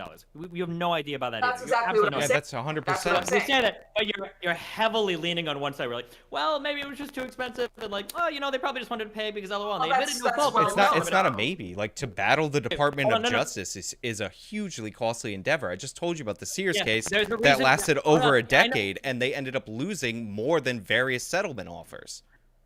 How much did they cost to settle this case or to fight the Sears case? Oh, it's from 1980s, so you have to convert the currency. Okay, sure. I'm just saying that, like, if we want to talk about the Wells Fargo thing, it seems like none of us know exactly, right, what it cost or what it could have cost. Wells Fargo did admit fault. That's true. The DOJ said that they found at least, I think it was 4,000 cases where minority borrowers were steered into subprime mortgages, right? Now, we don't know 100%. I think we can leave it there, but I'm not comfortable being like, well, maybe they just settled because LOL, they don't want to. Well, if you guys, 100%. Like, if this is also what I mean. Like, I'm willing to accept that in America today there is racism and discrimination that exists. I personally think it's against lots of people everywhere. I think every group has their prejudices. But this is when I opened with saying there is a highly exaggerated level of discrimination in the States that tends to benefit a lot of activist groups. It would, to me, if it were to the degree that a lot of activist groups, and I'm not saying necessarily you guys agree with this, but so many people say we live in a supremacist nation. We live in a nation that is deliberately like trying to put down at every angle in education, law, business. When examples people come up with are these highly contentious cases, or even you look at LM's cases where their heroes they have to pick are like Jacob Blake, who has just an insane track record of stalking and pulling out a knife. Like, if it were to the degree that a lot of activists are portrayed as, we would not be having contention over these cases. It would be like, damn, wow, that guy was literally on his hands and knees begging, do not shoot me, and just got shot point blank by the police. This is a 100% cut and dry discrimination case. Like, the thing is, there's so many contentious cases here that could be argued either way, that could go either way, that I really don't think it's as simple as saying 100% the U.S. is white supremacist, racially discriminating, systemic oppression nation. Like, I feel like that is, that has to be a lot of reaching that goes into that. These cases that we're talking about right now. Yeah, but I don't like it. I never ever like having to try to like argue for other making ridiculous claims. Sure, I'm not. I don't think anyone here is talking about 100% like racist nation that's just intentionally bringing down all black people. I don't think that's my argument. I'm pretty sure Destiny wouldn't, and I know you two wouldn't. So like, it's not necessarily about that. But what we can say is that there can be the existence. There is the existence now of systemic oppression that does disproportionately impact the lives of African Americans today, right? And like, that's a thing. I want to point quickly that the settlement with Bank of America was much more than the $53 million or whatever. That was $135 million, and then they ended up having that was a portion of the settlement, $16.6 billion lawsuit that they ended up settling. So wait, they settled on millions when it was $16.6 billion in the initial complaint? They settled that. No, I'm sorry. Here. I'll say it one more time. That specific portion that they were settling for $335 million, but the overall thing was $16.6 billion. The financial practices of that $16.6. They had to pay $16.6 billion. That's what you're asserting? That's what I am asserting. Yes. I mean, I sincerely doubt that, but I think the lawsuit initially would have been for that amount, but. Here, we can just read this. I'm just going to read this really quick. Just link it. Okay. Yeah. That sounds odd. That's all I'm saying. I'm not saying you're a liar, but that sounds odd. Oh, okay. You said you doubted, but I got you here. Yeah, I doubt it. I don't even have your. Like, let me ask. Like, if someone wins a lawsuit that they were made against being Christian by a single organization in the States, does that prove systemic discrimination against Christians in the U.S.? I don't think a single law prove anything. I think that these have to be done. I think that it can't really be looked at legally. Just looked at like academically. Like, you have to gather a whole bunch of different cases. It might be the case that like you can find bad one case of a Christian or a black person or a Chinese person or a white person being like violently assaulted every single day for every single year, 300, and that still might not be systemic, because there's a lot of people that live in the United States. There's over 300 million, 50 million people here. So I mean, like, yeah, it has to be done like on a study basis, like on a case basis. Not like on a this one thing happened or these two lawsuits happened or these two things happened. Yeah. Wait. This is a payment for financial fraud. The overall lawsuit is 16.65 billion for financial fraud, and then you're saying 330 million of that 16.65 billion is due to racial issues. Sure, it was the 335 million to that portion. And so that's the overall fraud that they got caught with, and then the other. So I thought you were saying this was a $16.65 billion discrimination lawsuit. That's not the case. Nope. I definitely said better. I guess you weren't the second time when I repeated it, and that's why I was going to read it real quick. But yes, it was for this $16.65 billion, which was just for the financial crisis and for just fraud committed during of that 16.5 billion, 335 million of it went towards their discrimination, the civil portion, or for their civil discrimination. That was that portion. So they were two different things. What the investigation went into this period. If you notice, for most of these civil lawsuits, it's for the borrowing happened specifically during 2006 to 2009, because that's what the Department of Justice was investigating primarily. They figure out what exactly contributed to a financial crisis. So then during that time, these were all tangentially right. Obviously, all doing subprime loans, like that had a big impact. Obviously, the foreclosure rate, so on and so forth. And so then that's what they were investigating. And investigating that is where they discovered that there was this disparity that was happening. Not just a disparity of intention. Great, Sean, I'll let you read through that quickly. I did clarify something from my last point. Someone in my chat was saying that I was strawmanning you guys. I'm not trying to do that. I was just trying to assess what I typically hear as systemic. And I typically hear the statement of, America's white supremacist. So I actually want to clarify, because even I would deny, of course, that racism within individual institutions, even like sexism and rape culture in certain institutions exists in areas, right? But when we talk about the idea of the broader nation of America being institutionally racist or supremacist, I want to gauge where your guys' stance is on that. Do you think that America is a white supremacist nation? Do you think the whole nation in itself is systemically against black people? I'll let you answer that. I want to actually gauge of your stance. I don't know. It sounds kind of weird. I wouldn't say the whole nation. I see a big portion of the nation is black, right? Like 13% of it. So then clearly that portion, white supremacists, for the majority of that. But is the rest the non? No, I would not assume of the country is white supremacists. That's a really weird framing. I don't think anyone really argue. That sounds crazy. I think I've heard these statements before. I think that the problem comes with the words. This is why I said I don't even like the term systemic oppression or systemic racism. Even people left and right don't know what it means anymore. I think that when people hear that, I think that you can arguments traditionally that systemic oppression still exists in the States. It is in a lot of our institutions, but that doesn't mean that every single person or even the majority or even like a minority are racist. It might be a very, very slim majority or a very slim minority, or it might just be like shitty outcomes that are like unintentionally perpetuate that kind of keep people fucked. For instance, throwing young fathers into jail for stupid shit like marijuana, and then having kids grow up to be fucking. That's what he was. But I think people get really fixated on the outcome sometimes, and they're just quick like everybody's racist and everybody's white supremacist, which is a really stupid thing to do. Everybody here agrees that. Way more open to the idea of accepting there are stupid systems that have been put in place that are unintentionally fucking up people's lives, and in some cases it's certain ethnic. Like the war on drugs has absolutely had horrible outcomes for, as you said, causing fatherlessness and for small crimes. So I way more and willing to accept the idea that there are bad policies that are intentionally fucking up certain groups' lives. That there's this deliberate, concerted effort for to put down black people in America. Yeah, Does that make sense? So I think this is what intelligent people, there are unfortunately very fucking few left of, will argue shitty laws and kind of racist outcomes. A really, really good of this that I hope we all agree with is fucking marijuana laws. Now, we can all agree that there's probably some level of policing that's higher in higher black neighborhoods than neighborhoods because there is a disproportionate level of crime. Even if it's too high, even if it's the perfect representation, there is going to be more policing there. Just as a result,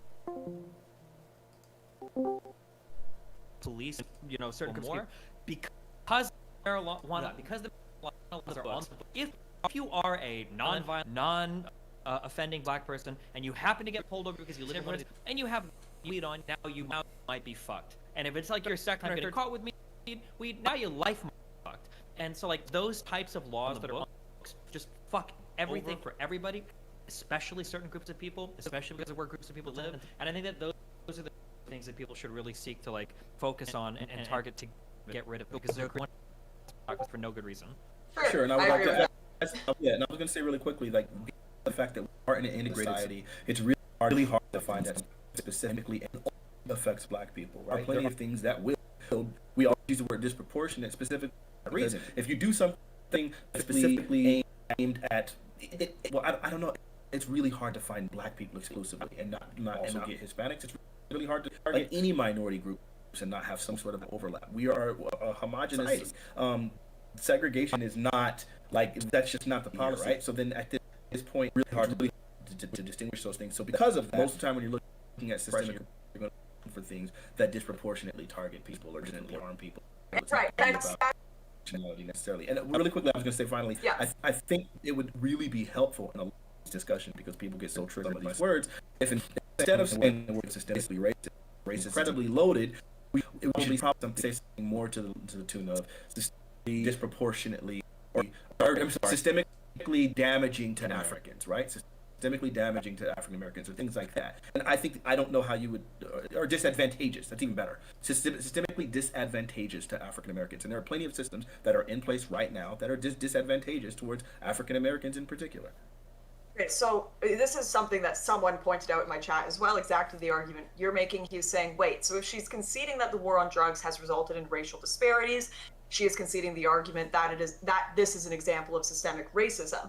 Now, I think that point of, the disproportionate results in policies, that's not necessarily the case, because while certain things and policies may be made that affect certain groups more than others, that doesn't mean it was intentionally made to affect a certain group more than others. Murder laws, for example, made to stop people from murdering, killing other people, obviously disproportionately affect men. I do not think that is systemic discrimination against men just because men happen to commit more murder. The same case that I do not think that these laws were created specifically to imprison black people more. I think that they tend to commit more drug crimes. Not that I necessarily support the drug laws in place, right? So I can disagree with the drug law in place while also holding the point that I don't think it was put in place intentionally to put more black fathers in prison. And that's why I am more so willing to concede to Destiny's point of unintentionally fucking up people's lives, where I don't think these people are going in saying,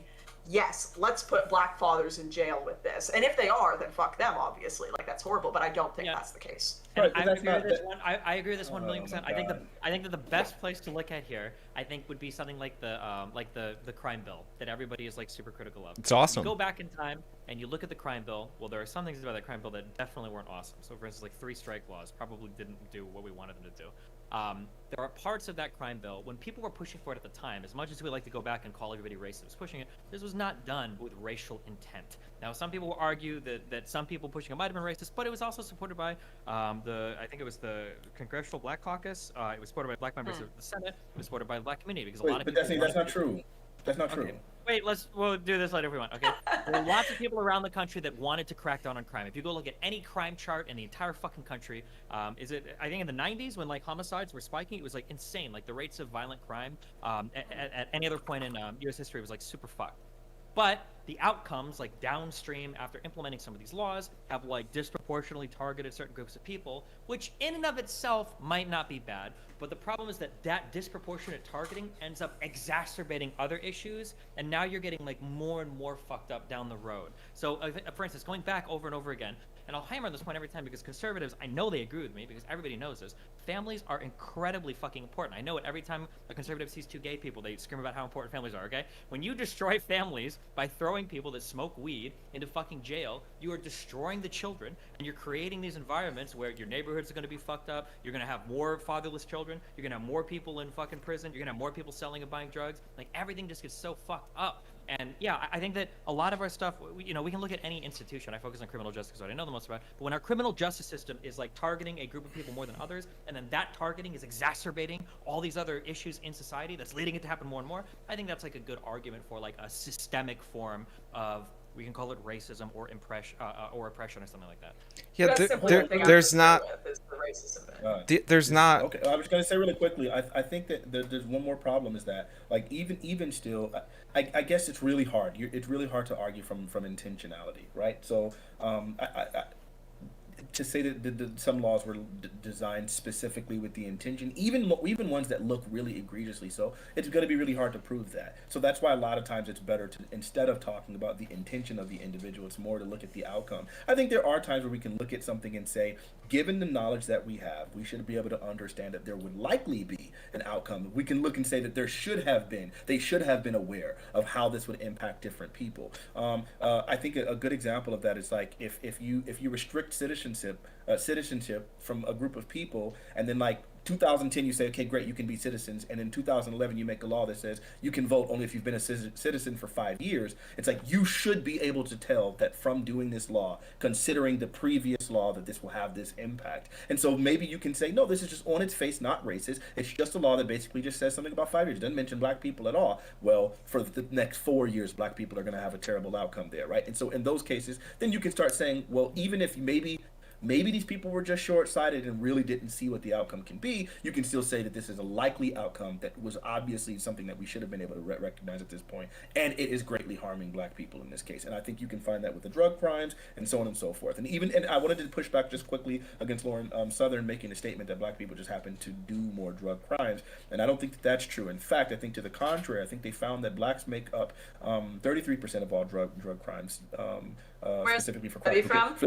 Specific, I can find it. Let me find it. This is just off the top of my head. Did you say 33% of drug crimes? They made 33%. Yeah, that's 33% higher than their population. 33% of all drug crimes specifically. Well, sure. You know what? You might be right. So if you're just talking about more disproportionately, maybe they do. Yeah, in that case, I think they said, or here's a better one. Blacks and whites use marijuana at the same rates. That we know that. So blacks and whites use marijuana at the same rates. That's not true either. But just let them finish. Blacks make up 74%. I think they said. That's not true either. Of all marijuana prosecutions and arrests. Is that from the ACLU? I believe so. Yeah. So yeah, the ACLU study was based on self-reporting, and there's been significant studies on self-reporting within black and white communities. Unfortunately, and this is an unfortunate case, there is a lot of mistrust in studying data and particularly reporting drug use to police within the black community, and I completely understand that. So when it comes to self-reporting, typically if they will test black communities and white communities to report what types of drugs they've used and then take a hair test after, they found that there's disproportionate outcomes, particularly amongst blacks, where they will say they haven't done a drug and then the hair test will say otherwise. So I can send you those studies in the chat. But even if we grant that they use at very similar rates, statistically insignificant difference, the idea that just because you isolated this one crime out of all the crimes that blacks and whites do differently, and by the way, I'm not even going to entertain the fact that marijuana is the reason for mass incarceration. America's incarceration rate is due to its violent crimes. So I'm just putting that out there. Dude, calm down with the straw man. I'm just setting this up that this isn't even a significant thing. So if you live in an area where there's higher rates of murder, higher rates of rape, higher rates of assault, higher rates of all these different violent crimes, and you have more officers sent to that area to deal with the higher rates of crime, and those officers happen to smell or see people smoking marijuana more, then obviously you're going to have disproportionate arrests. On top of that, those studies don't account for when people are arrested for other charges and they plead down to a possession charge. On top of that, the Manhattan Institute did a study on marijuana arrests in New York, and what they found out was that the biggest predictor of marijuana arrests by neighborhood was whether or not the neighbors were calling the police complaining about usage of marijuana outside. So it might be that blacks use marijuana at the same rates, but if they're smoking outside more, if there's other crimes and therefore more officers to see it, and if they're pleading down from drug trafficking charges, we would not be surprised by these numbers at all. Well, that might be true. Well, just as a real quick, because people bring this up a lot. So firstly, if we break down like why people are in prison, we say that like a lot of it has to do for state prisons for violent crime. That is true, but in a roundabout way, like a lot of this is probably related to drugs. Yeah. I wouldn't say that. You wouldn't say so, like for state prisons, so like I see like 1.3 million people are locked up in state prisons, right? So of those 1.3 million, 713,000 are for violent crime, right? For rape and sexual assault, that's 165,000, right? For robbery, that's 169,000. For assault, it's 136,000. If I go up to like the drugs part, that's 191,000. I mean, like, I'm not saying that all violent crime is due to drugs, but I'm sure that like the drug issue exacerbates this a lot. I hate repeating this because I don't have a study offhand, and I only heard a lawyer friend float this to me. But I've heard the idea given that one of the big reasons for drops in violent crime from the 90s to today, I don't know if you've heard of this, Sean, is the idea that we didn't actually do much in terms of how we changed policing and everything, but that a lot of kind of the drug gangs like sorted out their property more, so there's just not as much conflict with them actually shooting and killing each other, and that's one of the reasons why violent crime dropped as much as it did. But yeah, I think that I know a lot of people are in jail. I've heard like aerosolized lead was like fully banned in trucks in like 1994. Like, yeah, stuff like the lead around the country, although I think that's been a little bit weakened, although there were a lot of correlations found with that. The economists have studied that across tons of different countries. But I think that it's, I'm just saying, I don't think it's fair to say that like, oh no, well like most people are in jail just because of like violent crime. It's not related at all to drugs, when a lot of violent crime is related to drugs. And we know this because when we look at like mass shootings in the US, we always say we have like 400 a year. A lot of that is related to gang shit. A lot of gang shit is related to drug shit.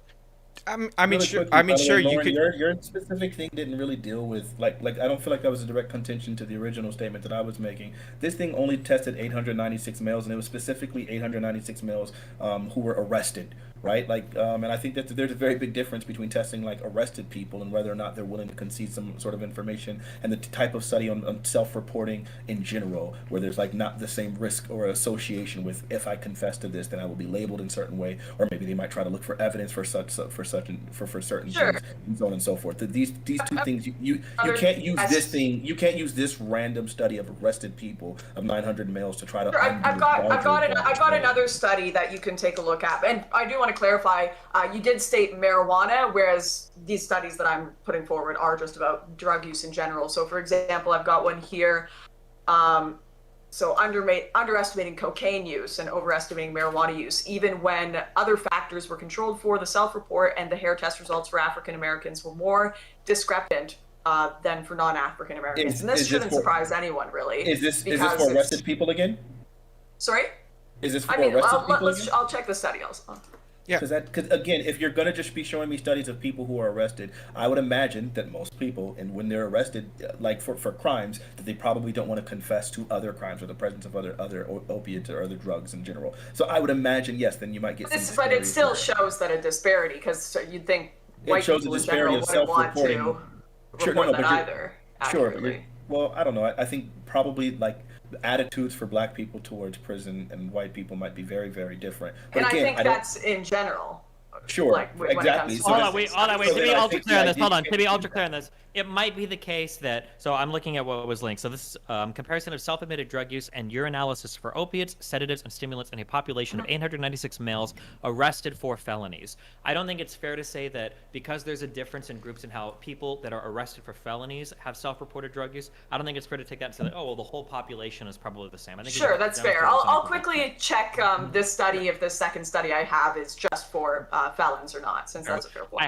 I will say that I've heard it's come up a million times in debates that people look at the discrepancy, and I think a lot of it goes back to the ACLU thing. People look at the discrepancy between self-reported usage of marijuana, which whites typically score a bit higher. And I think that is true that white people, I don't know if this Brookings study uses that same, I don't know if it uses the same I believe ACLU they're thing, but I mean, slightly lower, but it's like seven. Okay, It's I like don't know, 17.9 to like 8 to like 18.4. It's like something really it's close. not like, it's not massive. So this, oh no, I'm sorry. This is, wait, I'm sorry. I can't read. This is too small. I'm booming. So this shows like, or no. This shows white as being slightly lower by, I think, a couple points. Well, that's what I meant. But yeah. So people will bring up, but then people are very quick to bring up that, well, the disparate arrest rates they actually match what the real usage rates is because black people misreport self-usage. And I've heard that like given life a lot. Like I've heard people verbalize that, but I've never seen that like actually. That's why it was, but that's why like my contention isn't with the survey data. It's with isolating this one factor and pretending that this is what's driving law enforcement.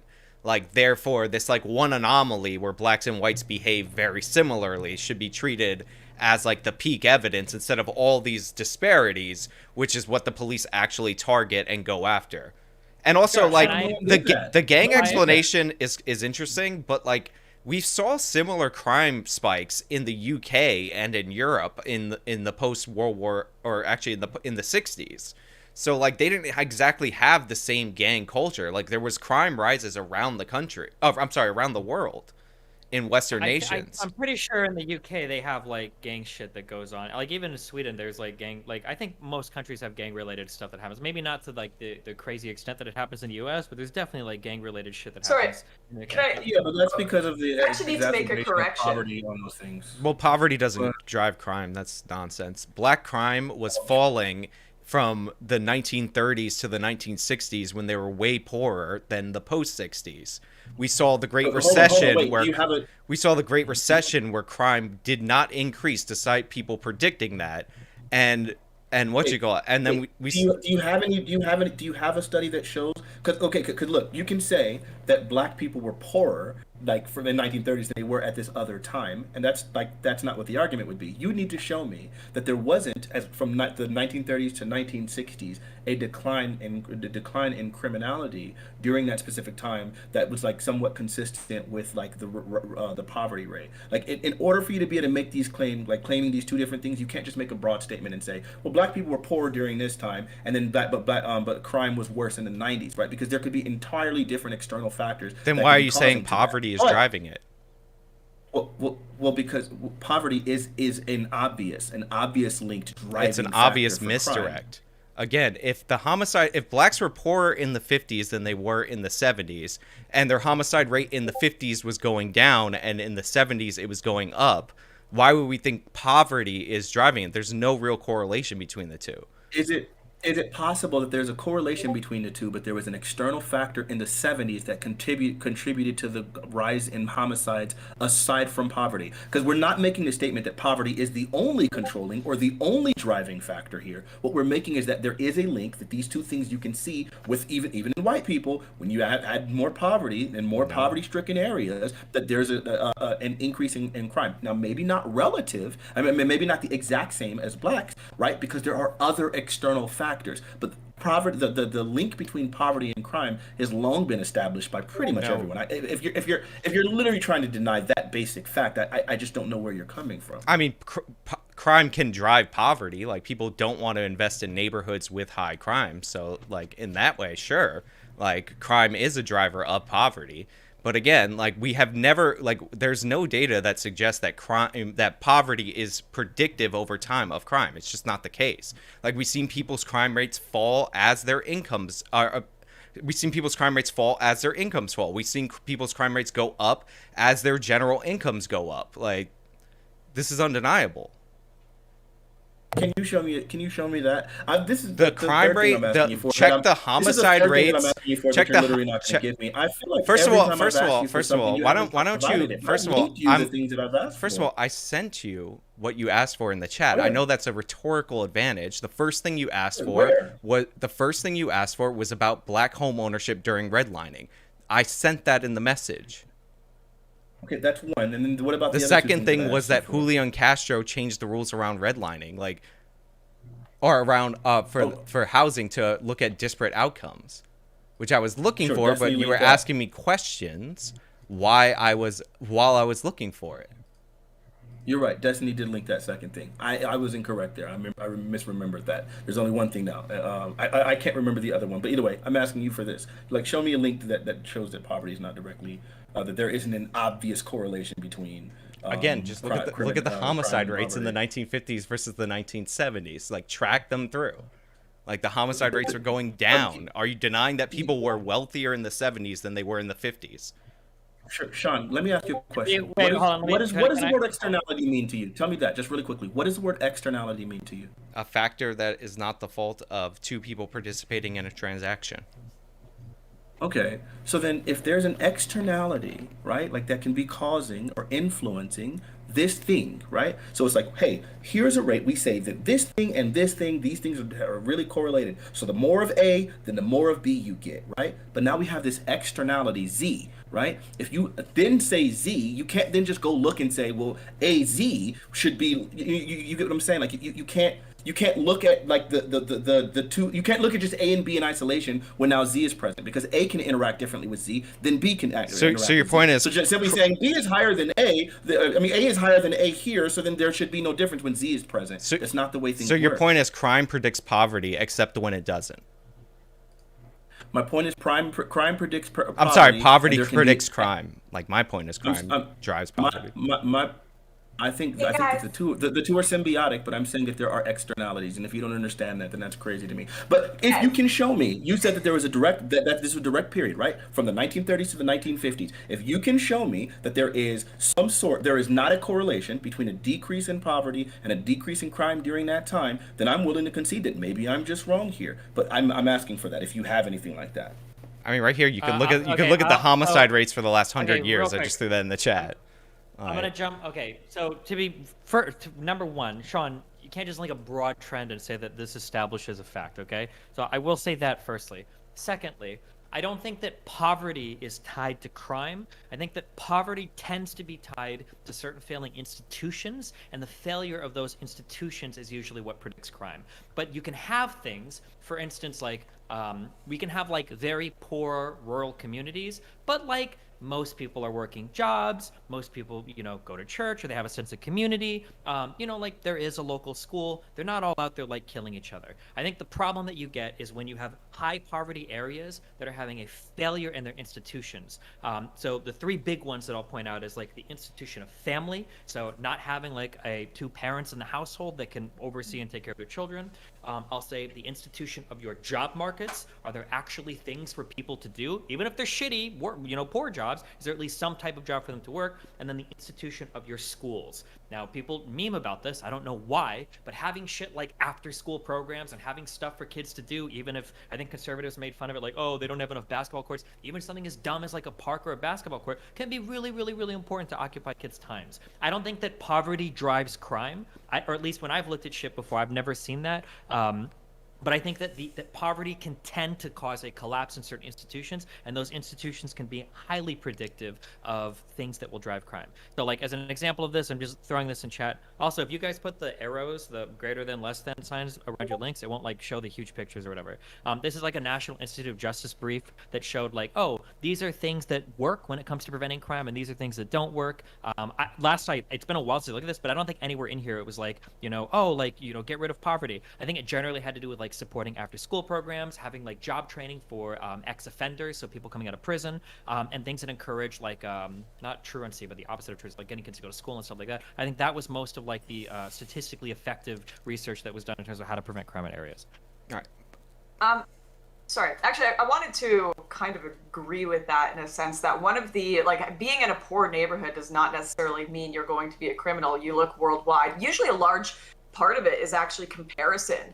Poor being next to rich. Like, developing countries tend to have a lot more crime than countries where everyone is just kind of poor, and there's not like that comparison going on. But I just wanted to quickly make this point while I had a second. That study that you had a problem with, Fanatiq, that had it was using criminals in that case. I found one which the data used for the study came from a survey of English-speaking adults who resided in the city of Chicago. The study was originally designed to examine the feasibility and use of biological testing within the context of a household drug abuse survey. And African Americans, compared with all others, showed significantly lower rates of cocaine concordance, marijuana concordance, and combined concordance. Concordance being their answers with usage lining up with the actual results of the test. So I can post that in the group. So that just backs up the original study, except with data gathered from non-convicted people. Sure, yeah, please link that. Let me see that Yeah. too. So I think this is where the biggest problem comes into these things. I think because this topic was so incredibly broad, I really hate that because it's really not conducive to a conversation to come with a whole bunch of studies and things that I literally can't read right now and fully engage with these things. So I guess the broader concept, but if we were to have a conversation about a specific topic, specifically or over one of these studies, right? Then I think, for example, I think something that we had all came prepared to talk to, or at least all of us are familiar with, is like that nature study regarding the traffic stops, right? Like that's something that we are all fully aware of. I think some of us probably were better at reading it than others, but at the end of the day, we all have at least been able to come to the conclusion, or our own conclusions based off of our own interaction with those studies. And last time, Lauren, we had like kind of linked you that we had talked about it. You said you were going to look at it. Were you able to look at that study? The nature study on traffic stops? No, I didn't have time to look at it. I do believe that Sean did quite a bit of a deep dive into that. Let me know if I'm correct or not there, Sean. Well, I talked about this before. Like what the nature study does, I want to talk about the methodology, is it gathers the data that law enforcement officers are already gathering about their ticketing practices. And when officers write a ticket or they have a stop, they fill out a little report and all that. They examine that and they use as their determining factor for whether or not there's going to be a racially disparate outcome or whether or not they're going to claim like racial bias or whatever. The day versus night, and what they found is that there's a 5 to 10% disparity in black drivers being pulled over day versus night. So 10%, 5 to 10% more get pulled over in the day versus the night. Now, my contention with this, which I cited in my video and has confused a bunch of people on the left, is that this, admittedly by the study, is a starting point. And does not take into account who was on the road because the original data that they're analyzing does not capture that information. Now, Fanatiq likes to say that I like to ask for portions of methodology that are completely impossible to get, but I specifically cite the New Jersey traffic study, which was ordered by the Department of Justice, where they did the very thing that I'm asking for. So before we make claims of discrimination based on this disparity day versus night, I think it would be intelligent if we actually got an assessment of who was on the road day versus night, so that we didn't end up learning that black people drive 5 to 10% less in the evening versus the daytime. That's my point. Okay, so something for the nature study, okay? So you're saying that the problem with looking at black people versus white people getting pulled over is that if you wait until it's nighttime, it might be the case, for instance, that more black people are driving at night versus like white people driving at night, and that might lead to why like less are stopped, or like the other way, if that might be the way that determines it. Okay, this is absolutely true, and they point this out, that this is a problem potentially with looking at just day and night things. But the weird thing, I don't understand. The very next part talks about how they solve that problem. So they apply a test that was developed by Grogger and Ridgway called the Veil of Darkness test. And what they do is, because there are different hours for nightfall across the United States when you control for things like daylight savings time, the only part that study looks at is it only looks at traffic stops that happen as the daylight savings time changes, to see, because then you're able to control for time. So for instance, who gets pulled over at 6 p.m. on a summer night versus 6 p.m. on a winter night, and that's where those 20% margins came from. It's I think it's 5 points. It's like 20 to 25%, which is like a 20% drop in getting pulled over. But that's where they actually figure out, like, oh, holy shit, black people are less likely to get pulled over as the sun goes down. And that holds true regardless of the changing hours of day, even into the daylight savings time hours. So it seems to point to the fact that, well, there might be some sort of profiling going on when it comes to pulling people over in their cars. I mean, again, you would have to, I want them to capture who's on the road, because people behave differently in the summer versus the wintertime as well. Like, this so is... we can, yeah, so and I understand that, but unfortunately, like, this is a game where like if you want to play this, there's no end in sight, right? Like It's not. No. wait, hold on. Here, wait, No. hold on, wait. There's specifically Fanatiq, an wait, this- end. If you capture who's on the road, then Yeah, I'm but that's in not for possible, it. right? We're No, never- it we're is never gonna it is capture possible. every- What are you talking about? They You're did never it. gonna capture every single. So driver this on is the road. from the Grogger and Ridgway test. In the case of the Oakland data, our approach yields little evidence of racial profiling, and our sensitivity analysis suggests that the departures from our maintained assumptions would have to be substantial to overturn our conclusions. Wait. I don't know about. It wasn't part of this test. Wait, Grogger and Ridgway developed the Veil of Darkness test, but the nature study is a separate study that compiles. Well, why I think would they they end up- come to a different conclusion using the same test? Because they might be using a different data set. The nature study incorporates, it's like 36 different states and over 95 million traffic stops. I don't know what data set Grogger and Ridgway were working with, but like you can look at the, I mean, I can link the figures. Hold on, I can link the figures in the Discord group, and you can just look at like the difference in pullover rates, and then we can argue about those if you want. But I mean, like it seems pretty hard that they tried like really hard to control for time of day when it came to Wait, So just the really Veil of quickly, Darkness Destiny, test has been applied by the original researchers and found no racial bias. Yeah. So Well, this. so- Wait. So a test is just this is just like a method that you develop to figure out like it might be like a novel solution for a certain type of problem. Fuck. I'm trying to think like I might develop a test to find out if Okay. like people What's are the being more effect mean. size? What's the effect size that the nature study offers? I haven't read it enough. I should, but what is the effect size? that they It's show? a lot of stops. We're in the Or is it just millions an of millions assumption? of stops. It's it was over 95. It was it's 95 million. yeah. But It's but nine- but No, the, the the, effect the, size. but the broader study was over 225 million traffic stops, and then Sure. they actually So- controlled down to 95 million. So I'm linking. So this is just a figure from the study. So if you look at this figure, you can see the difference in the percentage of drivers that were stopped that were black. So if you look across like these three graphs, right, you can see the difference is about 5 percentage points each time, or anywhere from like 4 to 7 percentage points each time. So it would be like about a 20% reduction in the percentage of people who are black. You go from like 25 to 20 based on it being nightfall. Yeah. I'm looking at it right now. Give me a minute. Yeah. Fanatiq, your mic is catching tons of background noise. I don't know why. Very true. Oh, I got you. My bad. I gotta do it over here.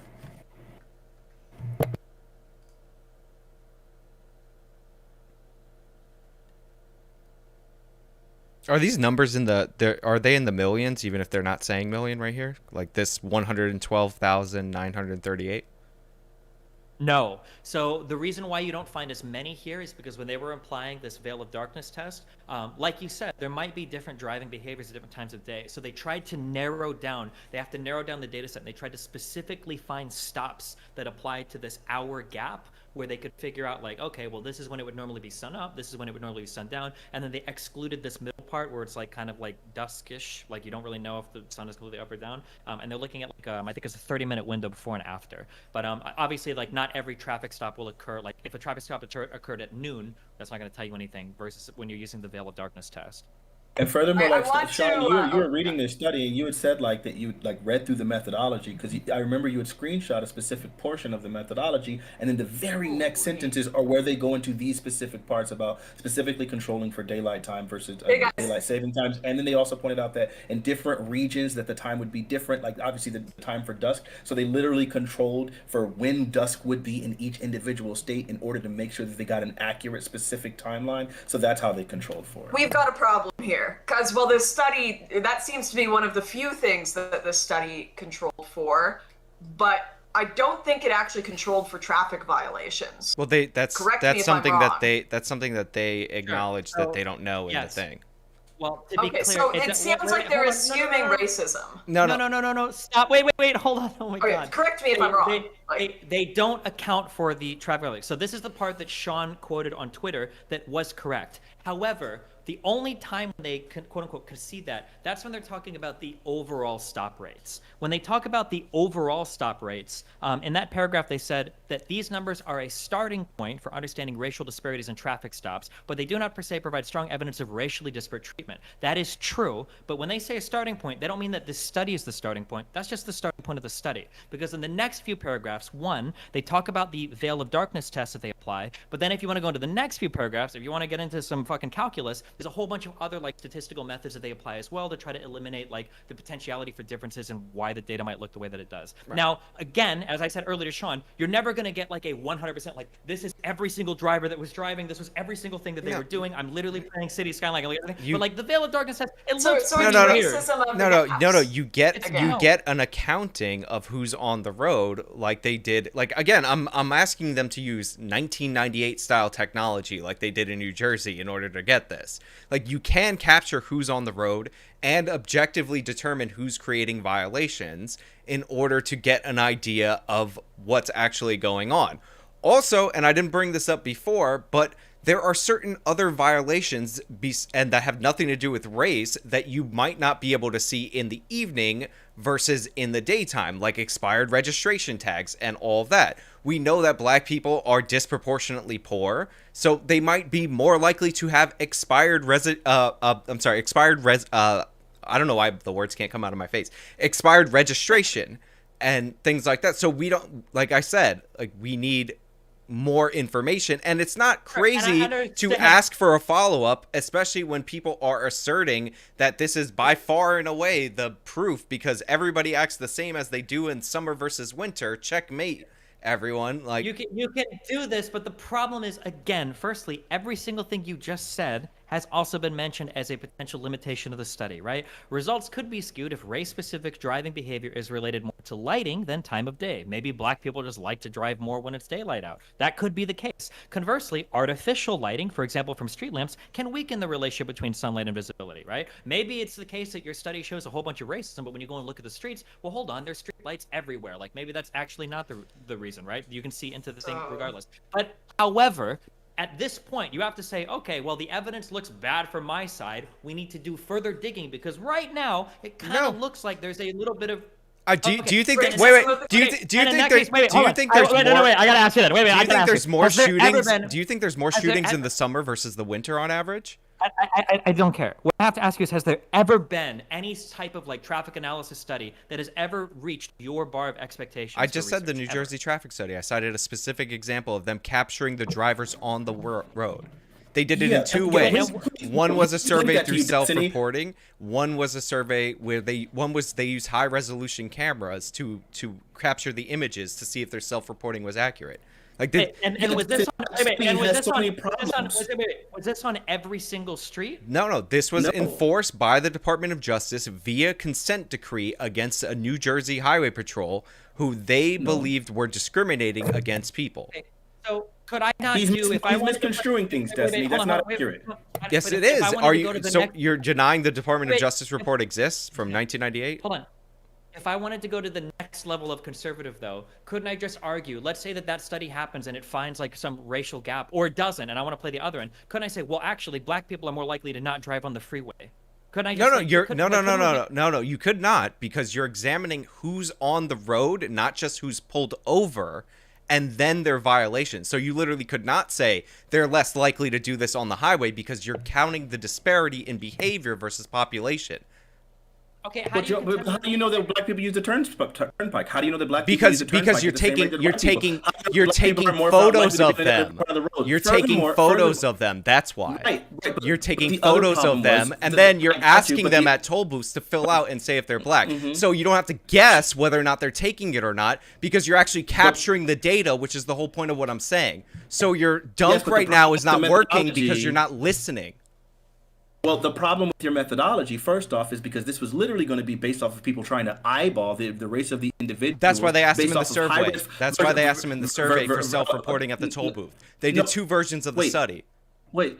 Okay, good. So then you need to show me the second version, because I know what the first one. It's in the same article that's linked under my video that you reacted to. The reason why this study had been rejected was specifically because they said that there were too many errors in methodology. There was too much discretion requiring people in plenty of the cases, because some of these toll roads are literally automatic, that they had to literally based on the automatic idea, like in 1998. Based off of people looking at high-res photographs, they were then able to look at the pictures and then try to write down the race of the individuals individuals, and then link that with the rate of travel of these individuals. But they had to throw out a bunch of the pictures because in a bunch of the pictures the races were ambiguous, so they couldn't tell the races of the individuals. So then automatically that throws out a big portion of your data right there.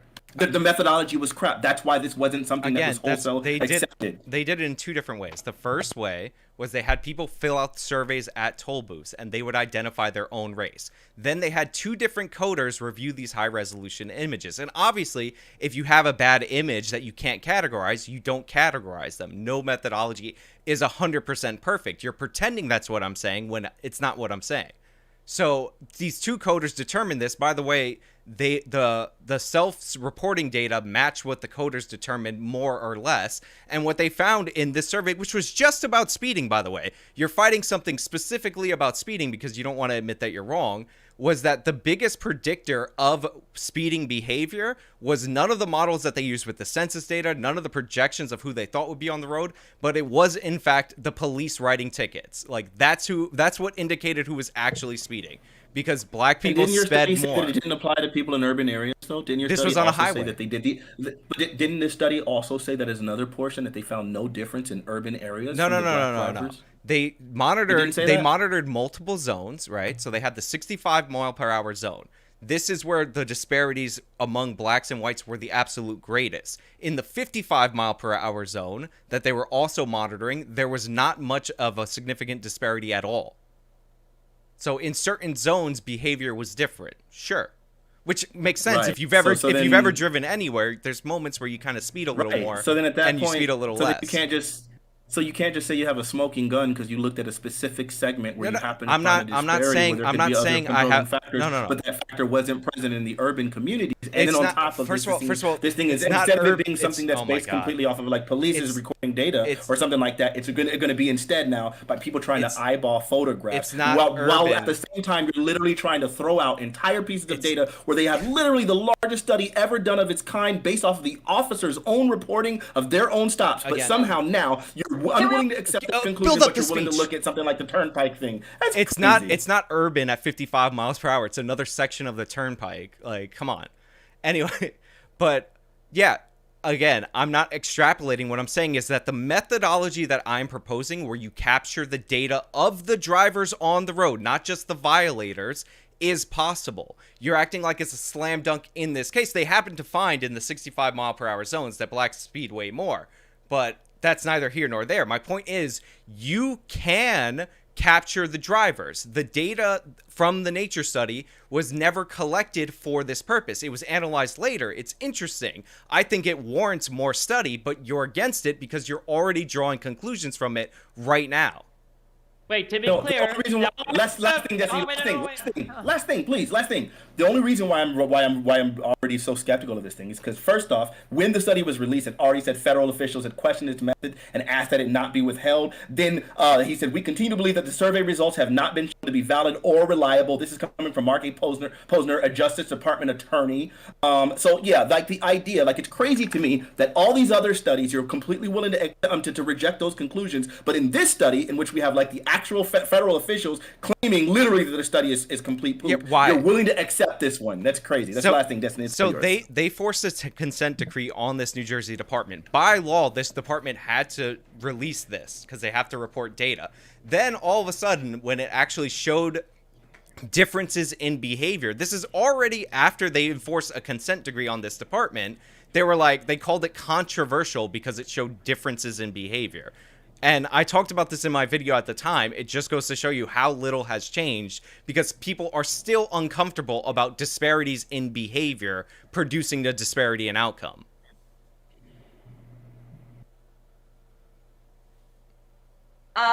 Okay, or teacher, can I take a timeout?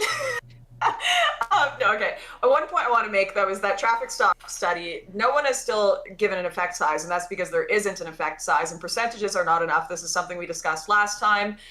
Percentages do not show whether it is an important difference or not. The effect size is the important aspect of a study, and the traffic stop study that you guys have cited still does not provide that. I mean, last time we had this discussion, and I kept asking for the effect size on with Fanatiq, with the racist dogs, where dogs were the majority of black people were the majority of people being bitten by police dogs. turns out, obviously this isn't the same case with the traffic stop study, but turns out it was like 9 dog bites or something in the city of Ferguson with a 70% Black population. So while the problem with the traffic stop study isn't necessarily the sample size, the effect size is still going to tell someone how significant the results of a study are, not the percentage. You cannot just rely on percentage. Anyone who understands statistics can look at this. So I would really encourage you guys to consider that aspect of it, that this doesn't tell us whether this is a significant result or not, just because you have a lot of people using the study. Now, Wait, if you understand this, can you please explain what is like a confidence interval versus like an effect size versus like statistically significant? Can you explain that for all of us to catch us up? I'm not a fucking genius. I'm not going to pretend to be, but what I do understand from the very basics of studies is that you do need to ask for the effect size and find out what the effect size is compared to percentages, because percentages do not tell the whole story. That's like my basic understanding. I'm not going to pretend to be a genius, but I will tell you the geniuses will agree with that.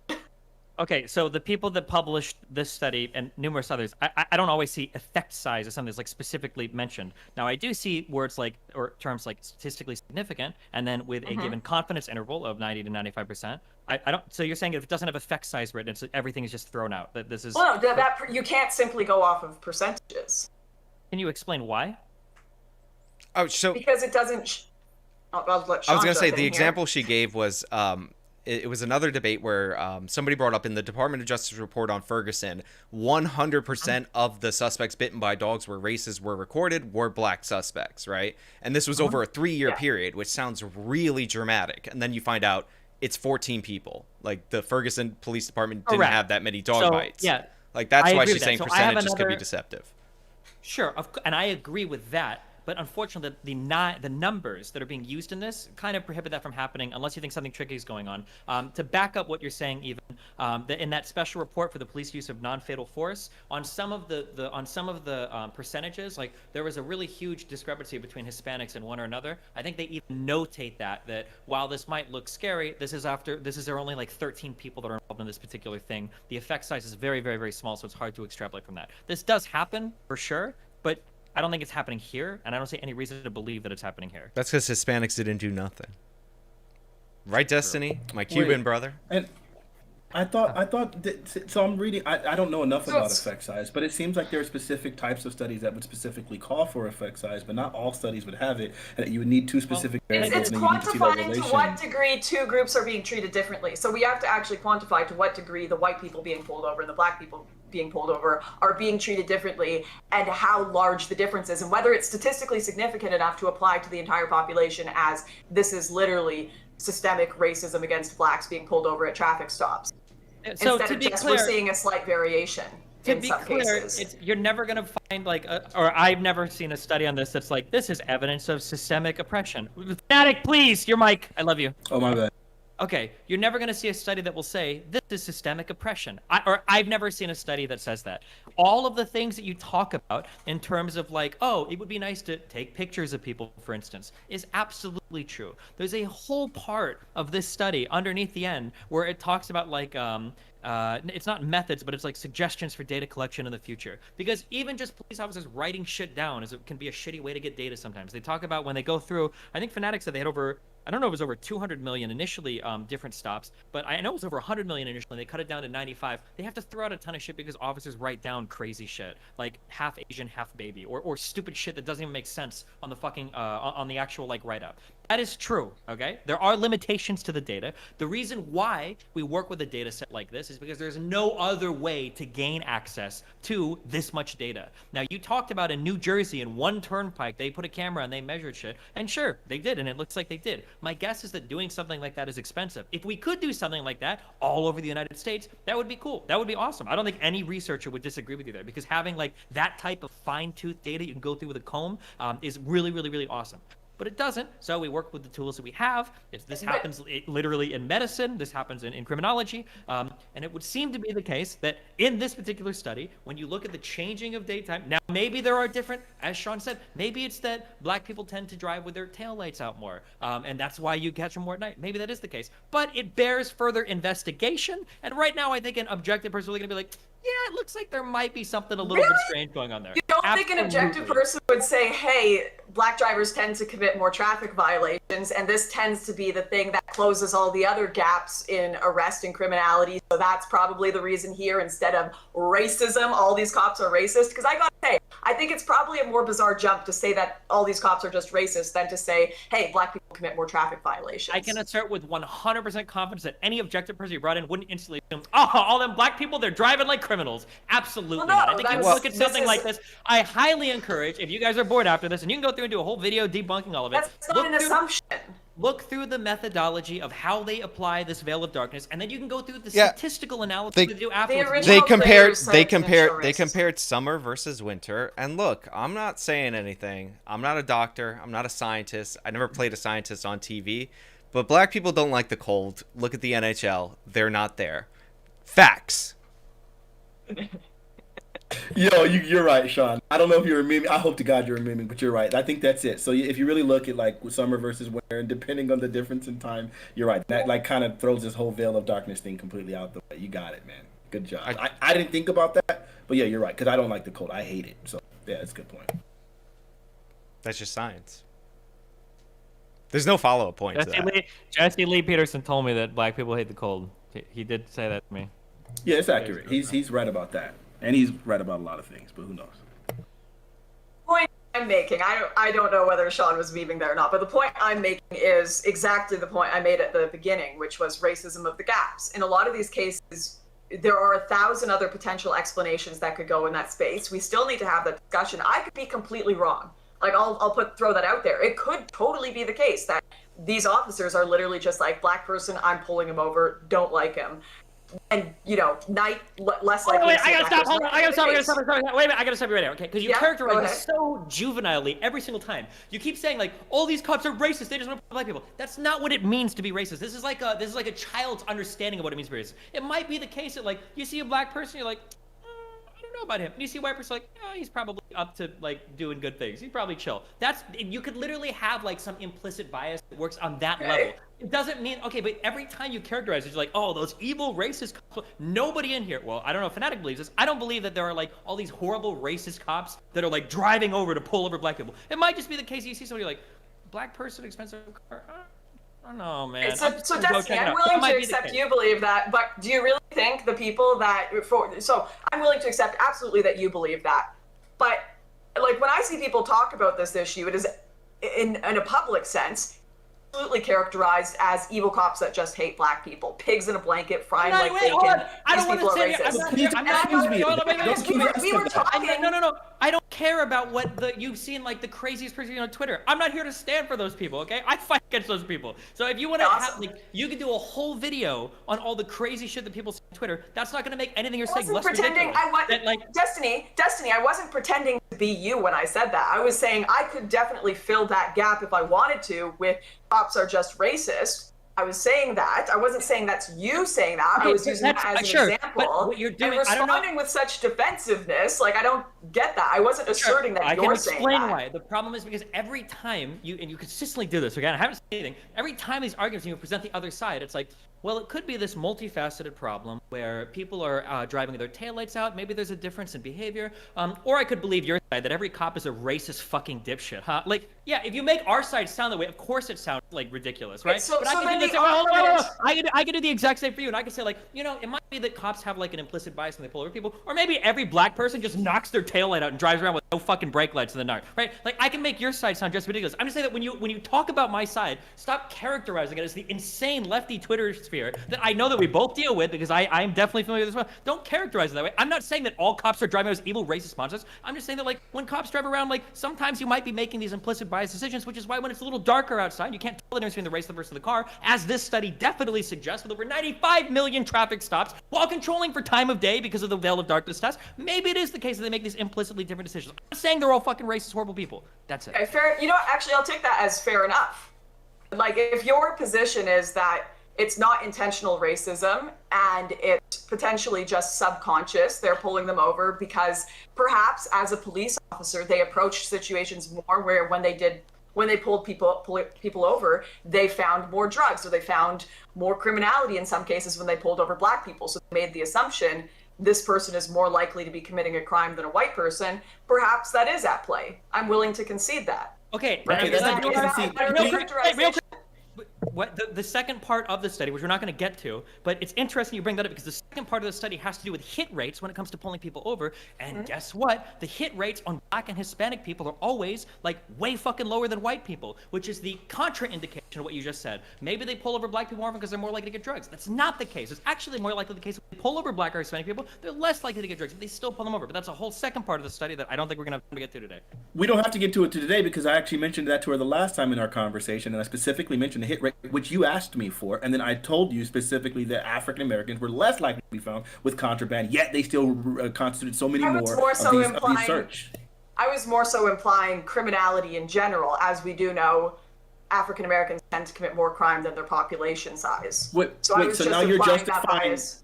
So now you're using the idea that just because there's like a higher rate of criminality amongst African Americans, we should just be able to pull them over as a whole without any listen, evidence I was to actually support sitting that? here and trying to generously characterize your side. I was sitting here and trying to say, okay, perhaps this, because Destiny called me out and said, listen, that's not our position. We're not saying cops are just being racist. We're saying that there could be an implicit bias. So I've been sitting here trying to justify perhaps what that implicit bias in cops' minds could be to try to explain the argument that you're making and understand it. So I'm actually trying to be generous to you here and say, okay, perhaps this is the thought process that cops are going through. Because if cops are going through that thought process of, well, maybe it's just because Blacks commit more crime, so I'm going, then what is the implication? It's the original thing I was saying, which is they're just racist and they hate Black people and they're pulling them over, right?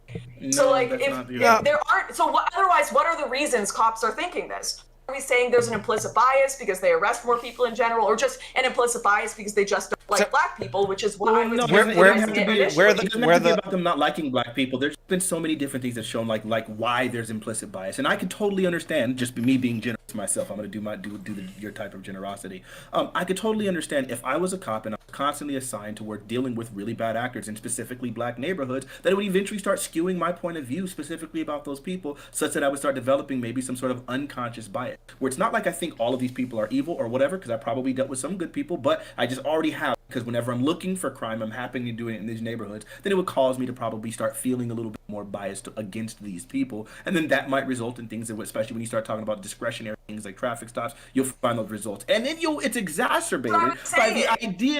I got you, and I'm good. Then we agree, and it's exacerbated by the fact when you find out in places like Florida that multiple different precincts were literally using Black mugshots as their target practice in their shooting ranges and things like that, where it would probably impact your implicit biases. So then that way, yeah, you're going to get these differences in outcomes. But guess what? If it's just something as loose and as soft as implicit bias, then that means that it would still be disproportionately, systemically disadvantageous to Black people. Right? Okay, so I really want to clarify this. Sorry, because Destiny was offended by me characterizing your side of the argument as cops just being racist.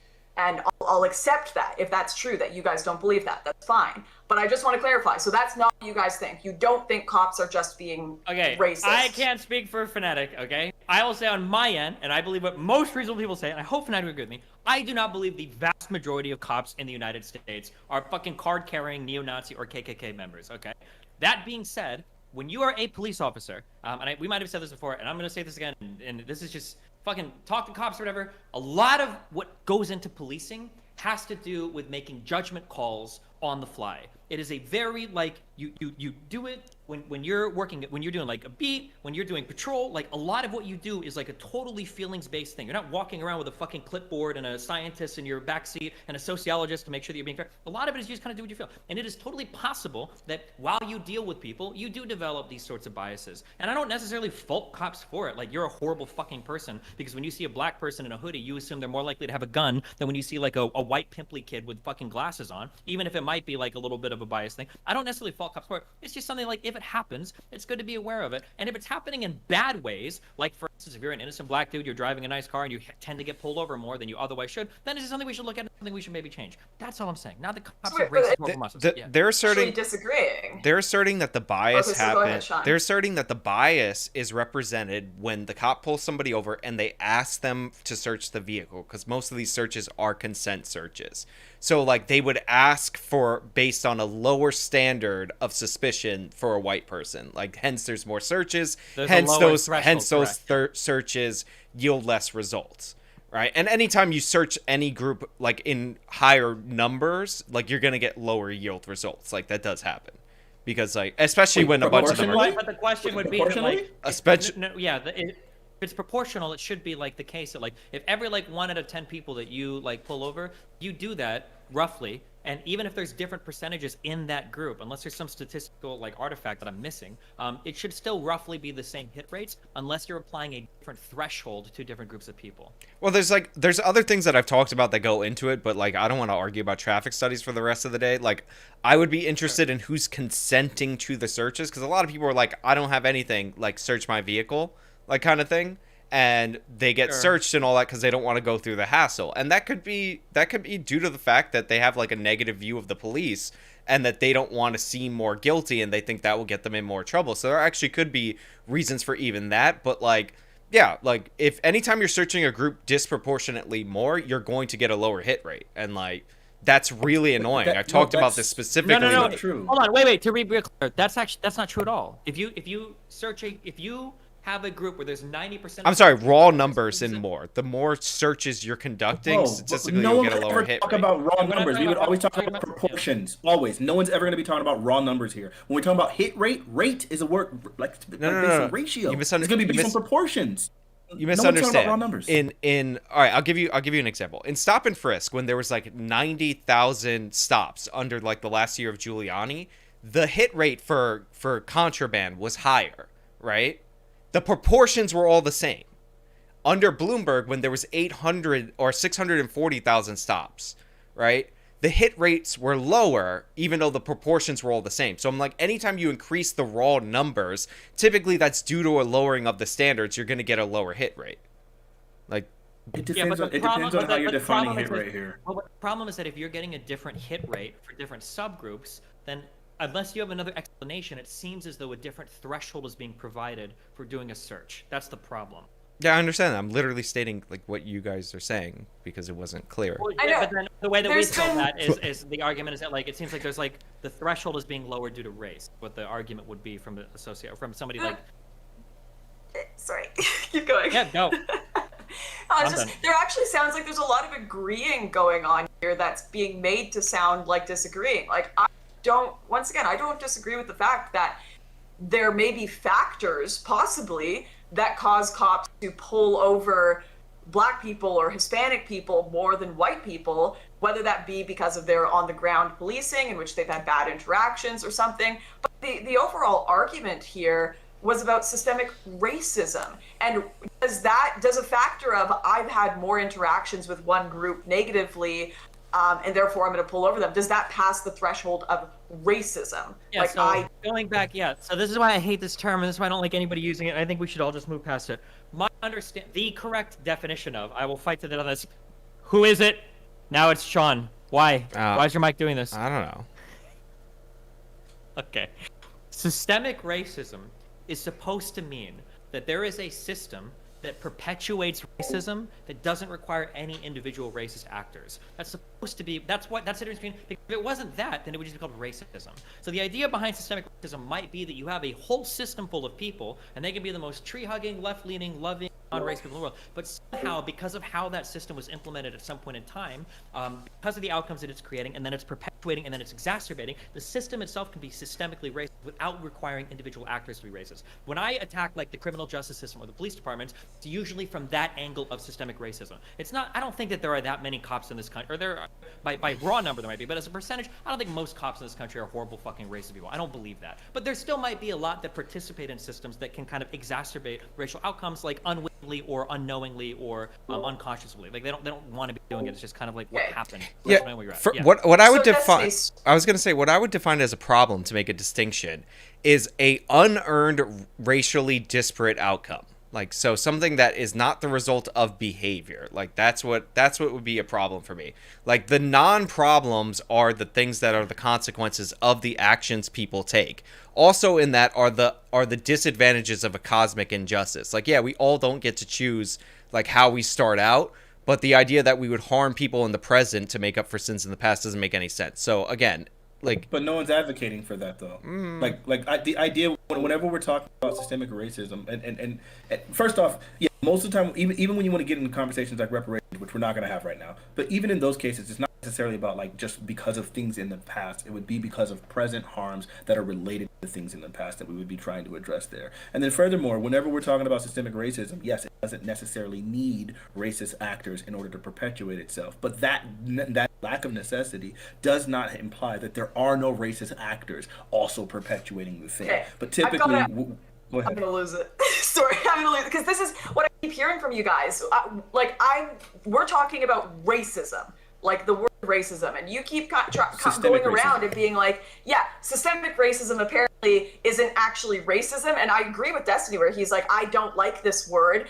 I'm starting to not like it either because when I've sat here and I've been like, we're talking about systems which involve racism. Racism is an extremely loaded word. Like racism implies a degree. I said literally all of this. It implies a serious degree of malice. Can I finish? So when I characterize the argument of we are supporting the idea that systemic racism exists in policing and institutions, and I frame that in a way of police officers are being racist, then you guys say, stop straw manning me. Well, maybe the problem is that the left need to stop using the word racism, and you guys should have said at the beginning. Well, this is like, why we I don't made agree this with systemic racism. We believe that there's maybe systemic bias that, or like, the word racism is like so loaded. I ended up changing the phrase earlier where I said specifically it shouldn't be about systemic racism. That's why if we would rather, I think it'd probably be more helpful if we were to say something like it was systemically disadvantageous, right?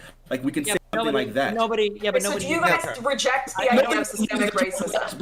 But I know that no one uses that term, but that's why I said it would be helpful because specifically, obviously, you get she literally used my exact phrasing. Specifically, the phrase racism is loaded. So then when we say systemic racist, then it automatically brings up all sorts of imagery and a different mentality for individuals when we're just trying to talk about systems that are literally designed or intentionally or unintentionally to covertly or overtly disproportionately disadvantage African Americans. So, or not just African Americans, it could be against all these people. But so yes, the presence of bad actors, individual actors, is not necessary for a system that is disadvantageous. And that's what I appealed to earlier in the conversation. Specifically, things that are systemically disadvantageous, not racist. This is why I would. So it's that question of intentionality. Sorry, Sean, go ahead. I said this is why I would want to focus on the this is why I think it's important to narrow the problem to what we can all at least I don't care about the disparate outcomes, right, at all.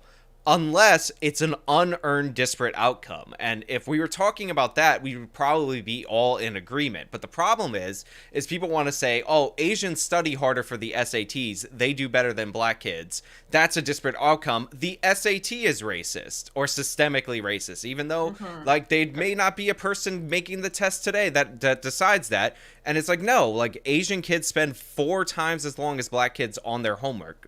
We know this. There's no racist slapping the pencil out of a black kid's hand when he's studying at his desk. Yeah, okay, so this is true, okay? So I'll take the whole fall for this. So at the very beginning of this conversation, I tried to head off you and Fanatiq talking, and this is why I asked at the very beginning, and I gave that example of what if we created a law and it impacted 50% of black people doing drug X and 20% of white people doing drug X? It's because I wanted to get out in front of this idea that systemic racism requires racist actors. Now, I understand why that's fucking confusing, because half the people on left Twitter say that every cop is racist and that's where systemic racism comes from, or all these politicians are racist and that's where systemic racism comes from. That is not the case, and the people that say this are fucking morons. And it's why I think even in this conversation, I've tried to use the term systemic oppression rather than systemic racism, because when you say racist, like Lauren said, it does have an implication of intentionality behind it, and systemic racism should be, by definition, a lack of intention, because systemic racism with intention is just racism. You don't need the system word there. It's just people being racist. So I agree with you that the term is really bad. for a variety of reasons, or maybe it's been so poised as possible to have it, to talk about what Sean is saying. So the problem when you talk about like cosmic injustice is it implies that everybody is this rational, free-thinking agent that exists in a vacuum. No, it doesn't. And I think that we have to look at human behavior a little bit more complicatedly. So for instance, let's say that we had a whole group of people, and let's say that we said, we are going to ban the stealing of groceries. That's going to be a banned activity, right? And let's say you had 200 people and you made that a banned thing. Let's say that of these people, 100 are A's and 100 are B's. Let's say that when you implement that law, let's say that 5 A's go and steal groceries and 50 B's go and steal groceries. Now, stealing is bad. You don't want that to ever happen in society. And you know what? Fuck it. If you're going to steal, you're going to jail. Fuck you. Now, it's easy to look at like that group and say like, okay, yeah, well, fuck them. But let's say we can take like one step farther back, and let's say that we create a society where the A's are all given $10,000 a month and the B's are all given $1,000 a month for like 1 year, and then you like equalize like whatever, like the income or whatever, and then you see these crime rates happen. It's kind of weird to say like, oh, well, it's just a cosmic injustice. Like the B's happen to be full of way more criminals than the A, unless you want to go like the race realist or the genetic fucking whatever arguments, because it seems like there were antecedent causes that caused these groups of people to have different behaviors that make it a little bit naive or unfair to just say, well, look at the way that you're behaving now. Like, why are you doing that? Like, and maybe we disagree on this. I don't know how far either of you want to go with this. I don't think that intrinsically black people want to sell drugs and do gang shootings more than white people. I think most people tend to just want to have a family, work a job, do decently. So I think that it does us well to back up a little bit and say, well, why are these people behaving in such different ways? Maybe it's not just a cosmic thing. Maybe there are environmental factors that are worth addressing. The reason I called it a cosmic injustice is because it truly is. Like, you are born disadvantaged if your parents aren't married when you're born, right? And if you have a $10,000 head start on somebody, that is an advantage. Like, the idea, like, people like to say equal opportunity. Equal opportunity is nothing. Like, it's not something that's ever going to exist. Should we try to create more opportunity as a society? I think that's a noble goal. But the idea that the decisions of people in the past and the merits of people in the past aren't going to carry over to the present is absolutely ridiculous. And like, I guess and by the way, when you say that we should address like a past problem, that's what I'm talking about, a cosmic injustice. You want to create policy today to deal with the circumstances that people were born into, even if those circumstances were created by people that have been long dead in our society. Right? That's what I'm saying, because you're trying to correct something because it feels uncomfortable that people have a different starting point and all that.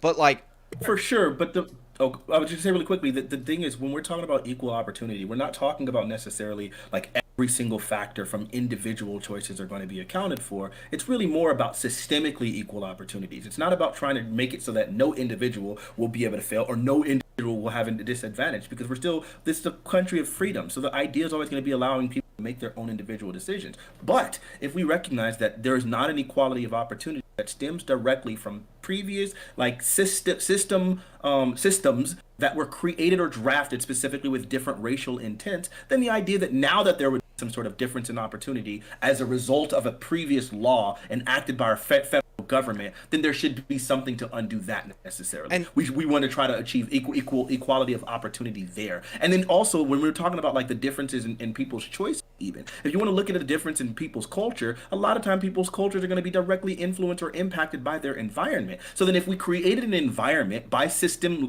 laws, by relegating people to specific portions of society and things like that, and then now they have this specific culture that they've developed as a race as a result of some of these previous racist policies, then you can't then look at this culture as it stands and then just say, oh, it's just culture, or oh, this is just something that happened. You have to look at it and say, what influences culture? How did we get here? And how would equality of opportunity lead us to better outcomes for these people, such that our previous laws and previous racism in this country that did exist at some points, probably still does in some levels, but like the previous things that were intentionally designed to oppress these individuals aren't still having a lasting impact today. Yeah, so I guess where I would fundamentally disagree is with the premise that intent to discriminate or even discriminatory laws are what produces the majority of, if any, of the disproportionate outcomes that we see. We have a long history of minority groups who have been discriminated against across the world, not just in the United States, that have done well than their majority group while they're actively being discriminated against. And like what the problem that I fundamentally have is that the solutions need to be internal. Like, you're not going to create this like magical opportunity that's going to fix the problems that are internal within people's cultures. Like, you can't expect you to have successful outcomes if you're not willing to emulate other successful cultures. Like, white students cannot expect to do as well as Asians in school when Asians spend twice as much time on their homework as white students. Like, this is just not a realistic thing. So we can, like, you know, try to make up for this past issue or that past issue, but we have a ton of evidence that being descended from slaves in the transatlantic slave trade does not necessarily guarantee you a worse fate in the United States of America, and that the internal habits of Black Americans are far more influential. There's been study after study about Black people brought to the West Indies as slaves that have immigrated to the United States, where they try to compare every single different factor in order to explain, maybe it's preference for these immigrants over the native Black population. Maybe it's that these are more ambitious people, so they compare them to Black people who move for a job. And Black people from the West Indies continually achieve in the United States of America. They're descended from slaves. They should have all the problems if it's the discrimination that's the source, but it's not the case, and it hasn't been the case for a long time. But they're not descendants of, one, they're not descendants of American slavery. Two, what difference does it make if it's a transatlantic slave trade? Well, because there were totally different cultures and the way that why are Haitians poor? Well, because that, I mean, that's a whole other conversation. I'm not going to let you straw man. I mean, I'm not going to let you. Because you would argue that Haitians are poor due to slavery. My point being, the point that I was making is that literally, if you're looking at immigrants, typically the people who migrate are typically have literally different economic situations than the average African American. So simply just comparing immigrants who at one point were slaves, God, if you just look and see how many of them don't immigrate, I mean, don't migrate, then you would see something, right? But people who migrate, I'm sorry, I'm saying it really succinctly, people who migrate tend to have better economic opportunities because they typically have more wealth. So when they come here, wealth, this being a capitalist nation, which I'm very proud of, it makes a sense that that would have an effect or an impact on your experience in the country and your success. So by the end of this, I have to leave pretty soon. Oh yeah, it's been almost 3 hours. But by the end of this, I'll send you a comparative study that controls for all the myth factors that explain why West Indies Blacks outperform American Blacks, and the idea that they came with more wealth is not true. The idea that there was bias in the society in favor of them was not true. The idea that they were moving to different neighborhoods and they weren't in the same public schools with normal Black Americans, also not true.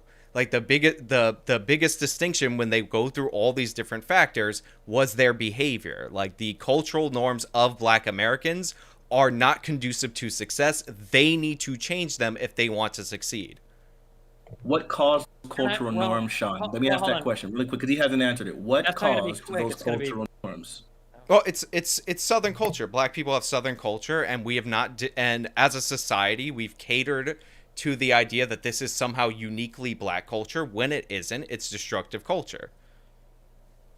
Okay, so what makes Southern cultures disproportionately impacting African Americans as opposed to white Southerners? Because no, it did impact white Southerners. Like, they had to change their behavior. So then why are there they had to change their behavior. But for a long time in the history of the United States, the South was far less developed than the North. Like, this is indisputable. Sure. Okay, Southern culture is really vague. What redneck specifically culture about Southern culture? What is that exactly? How much time do we have for everybody? I have to go in the next 5. I'm sorry. Yeah. So Sean, this is You guys can keep going. I don't know. Can I just see if I can find a point of agreement on like 2 topics, okay? Because we're talking about systemic racism, okay? Systemic oppression, okay? I don't care about like people making individual choices to change their culture. That's not what I'm interested in, okay? Let's see if I can find an agreement on two areas, okay? There are 2 institutions that I think should represent some form of equality of opportunity that I think we fail at delivering today in the United States. One is the criminal justice system. I don't think that it's good that your experience with the criminal justice system can be largely like determined by your access to capital. I think that's kind of dumb. Now, I don't know if the solution is that like you shouldn't be allowed to pay for more lawyers, but it sounds like, I know Lauren has experience. I have firsthand experience. I got pulled over for driving with a suspended license. I paid $1,000 to a traffic cop, and I pled that down to a broken tail light, okay? Maybe I was one of those Hispanic people driving around with a broken tail light in the nature study, okay? I've had dumb experience with the criminal justice system. I think that being based on money, that in and of itself is something that is fucked that we should probably seek to change. Do all 4 of us agree with that? Yeah, maybe? Yeah. I think that's severely messed up, and that's Sure. one of those things as well that I could see being like, well, of course, blacks typically are more impoverished. They don't have as much money in America, so that would disproportionately affect them. But that's not because of I don't think that's like a deliberate hatred against them or deliberate against me because I can't afford my case, you know? I support a right to representation in the Constitution. We should amend it and add it in there. Okay, and then the second institution that I believe fails us, in the United States, I say this because I don't know if it's in Canada, but in the United States, our schools are paid for with property taxes. When my kid was old enough to go to school, I moved out of the poor Mexican neighborhood that I bought a house in because I worked and I just wanted a cheap house, and I moved into the wealthiest neighborhood that I could find that had fucking iPads for every fucking kid, that has like free after school fucking daycare, like 2 meals a day. There are opportunities that my kid has now going to school that other like black and Mexican kids in Omaha will never have, just because of the type of school that they go to. I think that our education, our like pre-K to fucking 8th grade or high school or whatever, being tied to property taxes also exacerbates inequality that I don't think are fair to the children that go to school. I think that if a child is willing to put in the effort in any school, he should be able to make it as far as any other child. And I think it's a little fucked that they can't. Is that something that we agree is a little fucked up, or do we think that that's okay? I mean, I would if it was 1979, and this was before New Jersey's Abbott decisions that normalized funding to all these underfunded schools, and they didn't improve. But, yeah. When you say they normalized funding, what do you mean by that? In the state of New Jersey, in a series of court decisions called the Abbott decisions, they ruled it unconstitutional to be underfunding the schools based on these property taxes, and they flooded billions of dollars into these underfunded schools to normalize them, and they're still underperforming because a lot of the problems, and by the way, I would agree with equal funding, I just want it to work, a lot of the problems are stuff that the students take in with them. True. This Oh, is sure. true. But do you think that those? Oh God, yeah. So ultimately, So I'm saying I would have agreed, and I would have agreed because I think it's a great argument back in 1979 before those rulings. Sure, that's crazy, but New Jersey isn't like a good example of the rest of the world. I'm just gonna give my closing. Okay, go ahead. Go ahead. Yeah, go ahead. I was going to say, just to be clear on that education thing, it's not just a funding thing. Like, there is technology, there's training that goes into technology. You need to be able to efficiently utilize the resources that are given to you, and you need to be able to account for, as Sean said, if you have a kid that's coming from a fucked up home and then he's in school for 8 hours a day, like, you're not always going to be able to do what you need to do with that kid. There are other factors that need to be in play as well. Absolutely. It's not just throwing money at schools. Fuck New Jersey. I think there have been a lot of examples around the country, a lot of money being thrown towards certain public school systems, and you don't really get the outcomes that you would expect. Like, holy shit, we 50% increase the funding, and they're not really doing any better. I do think that does happen pretty frequently in the United States. Yeah, it sounds like Destiny. That's because probably like yes, funding is one problem, but there are other externalities that would probably also contribute to this issue. So matching the funding wouldn't be enough, and I think that's one of the things when you're looking at these sort of problems. It's never going to be a singular problem, a singular factor that just contributes to all these problems. And so yeah, like yes, the funding is probably like at a base level a huge determining factor. Underfunding in a school is probably going to result in crazy underperformance, right? Like I'm pretty sure there's some corollary factors there, but then there are other externalities. Sure, I would imagine not having good diet, that would have a real big problem. It would have an impact on your learning experience. If you're like literally going to sit in class and your stomach is growling, it's hard to pay attention to who traded however many apples to Mike or Jim or whatever the freak you're going over in school. So like yeah, these other externalities would have an impact, but funding is definitely one of them. So I'm glad that New Jersey seems like they took that first step. But I think the idea of looking back to 1979 as if New Jersey did this and every other place in the world did this would be freaking crazy. There are like the idea that there wouldn't be some sort of funding directly tied to that towards education is just crazy. But I'll just give my closing statements regarding a few things. One, regarding police, I absolutely think that there are definitely times where there are in the structure of the way police the policies of the policing. There can be things that we should be able to recognize are going to lead to bad, harmful outcomes. And these don't necessarily mean individual bad acting officers. So I would say, I think the idea that just all of policing is racist is crazy. Some of like our family friends are police. So like, no, that's just stupid. It's not every individual cop. Sure, there are going to be good cops. There are going to be bad cops. It just really, there are going to be some problematic things within the structure. That are going to lead to some probably disadvantages for African Americans. Regarding like systemic racism, I think the phrase systemic racism is fine. I think the problem is that most of the time it's been characterized by crazy bad actors on the left and then crazy bad actors on the right. I think this is the problem with most of the terminology that we come across. The terminology is fine. We explain exactly what the freak it means, and then people create these little caricatures that they want to attack, which I call straw men. We did see the same thing when it came to like Black Lives Matter. People started trying to say that they thought it meant only Black Lives Matter, right? Which is crazy. We knew exactly what that phrase meant, but then of course now it got taken over by BLM, that disgusting and hateful organization, and so now we can't even use that phrase anymore because BLM sucks. So yeah, and so yeah, I think ultimately I don't think there's any problem with that thing. Regarding systemic racism, I think there are direct ties towards looking at the way redlining has impacted things today, and when we got rid of redlining, then we ended up going into reverse redlining, and I think that's also equally problematic. I'll probably do a video on that detailing all of the ways that redlining and home ownership is a huge problem, because if yes, Sean made the point earlier that yeah, maybe there's a problem with loans and people and black people not having credit and having lower credit scores. Well, it really is crazy that rent doesn't actually count towards your credit. On-time payments and rent doesn't count towards your credit. Utilities doesn't count towards your credit. The biggest determining factor is on-time payment, but renters didn't have access to those things. So when black people didn't have previous credit, possible for them to get it, then at that point, of course, they're going to have lower credit scores. So then designing a system around credit scores, when you know that historically these people have been excluded from the credit system, it makes all the sense in the world that there be these disparate things. And of course, I don't know that these things were intentional, but we can obviously see from design that this is something that was likely to happen, and it clearly did. The fact that there's an impact on systemic, that is impacting people's lives today, sure. I'll end with this last emotional note. My grandmother bought our house, bought her house in 1950. She lived in that house to the day she died. She died 2 years ago. That house was bought on the east side of Los Angeles during the 1950s, before the Fair Housing Act was passed of 1968. Its appreciation rate was dramatically lower than the equivalent size house in a white neighborhood. She lived in an all-black neighborhood because that's where black people were pretty much relegated to. That house was left to my mother 2 years ago. That inheritance was obviously compromised. That was something that was impacted directly before the Fair Housing Act was passed. That inheritance that my mother would leave me as a result of that is going to be somewhat compromised. Fortunately, my parents are good, my family is good, so there's not going to be as big of a problem. But for other people, that is a huge problem. Other people, generational wealth is an impact. So the idea that we can just somehow divorce our lived experiences from the previous historic oppression, even though some of it wasn't that long ago, as evidenced by all of these different lawsuits against all of these banking institutions for reverse redlining, is crazy to me. I just think it's completely dishonest. Either way, it was a great talk, y'all. Lauren, because you have to go first. Yeah, I have to go pee so bad. I drank too much wine and died. Just peace out, you guys.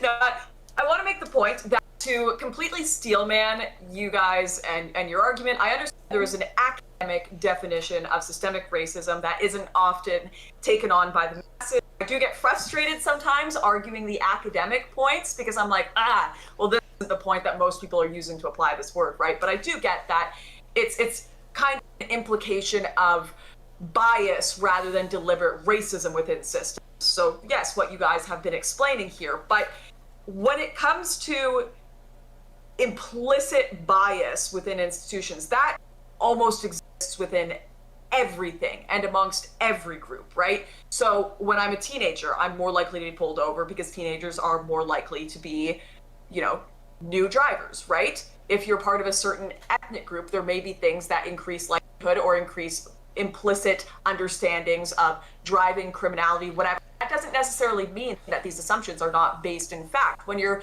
giving mortgages to people, usually you consider other factors like where they live, their wealth, what their age is.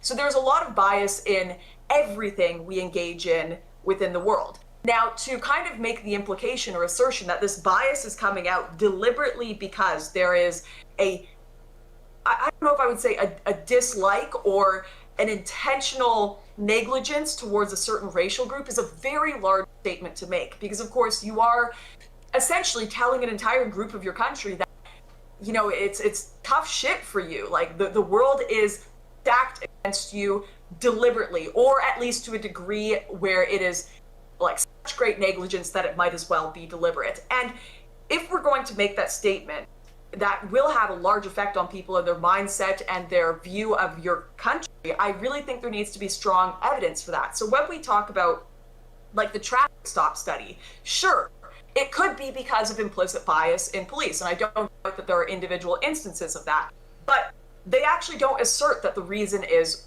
racism. We can't fill that gap. So we need to really study that more. We need to look into that more to see what that is before making such a strong assertion that has such a strong impact on the psyche of your nation, I believe. And that goes with a lot of these other cases where there are other explanations we could look at. And we shouldn't just fill it with the racism of the gaps. Do I believe bias exists? Of course. I mean, you look at domestic violence cases, even when a man is being abused, they walk in there and usually arrest the guy first just because they assume. And that probably happens in white-black interactions as well sometimes. But individual circumstances does not apply to every circumstance. And such an assertion that there is this institutionalized racism in the United States, whether it be deliberate or not, is a massive assertion that we cannot just lay on. Well, you know, it seems maybe more obvious that this 5% gap in traffic stops potentially be because of implicit bias when we don't actually know that. We're going to need much stronger data than that before we make such an assertion, in my opinion. Did everybody go already? They're closing? You can go, Sean. My closing. Guys, be nice, do well with the world. Listen, I think that we can't go through every fucking study and every fucking meta-analysis, and if we do, we're gonna get bogged down and everything. I think that it's pretty safe to say that when you look at large swaths of society, it seems like there are certain groups of people that are doing worse than other groups of people. We don't believe that it's because of some intrinsic biological characteristic, which I don't think anybody here believes. I'm not 100% sure, but I don't think anybody here believes that. Then it's probably good to say, hey, what can we do to help these people? I do agree that we need to be careful with our messaging. Running around and screaming that every fucking job is racist and every cop is racist and every school is racist is fucking stupid. You shouldn't do that shit. If you're on the left and you do that, you're a fucking moron. But also, if you're on the right and you are, you know, like, oh, there's no race, just people just act differently. Okay, well, why do whole groups of people act differently, right? There's probably some reason in here environmentally we can dig into. There's probably some kind of policy we can enact to kind of like massage people in different directions. And I think that those are the types of policies we should advocate for. As long as there are people getting fucked in society, we should do something to unfuck it. Cool. So I don't like closing statements, so I'll keep it really short. I had fun in the conversation. I understand that there are disparities between a whole bunch of racial and ethnic groups and disparities within racial and ethnic groups. And I would say that I really want people to look into this because what you'll find time and time again when you delve into it, that these disparities are down to behavior. You can't expect the same outcome when you have completely different inputs. And if you want to improve your life, it is on you to make those improvements. Fanatiq mentioned something about credit and like how it's difficult for black people to get credit. Go to my channel, watch my video on how to get your first credit card. It's actually really important, and a bunch of young people need to know this beyond any racial or ethnic group. And I just wish we would have been able to talk about some more interesting things, like the difference in criminal behavior from city to city and how police interactions and police tactics in certain cities can drive down crime and all that.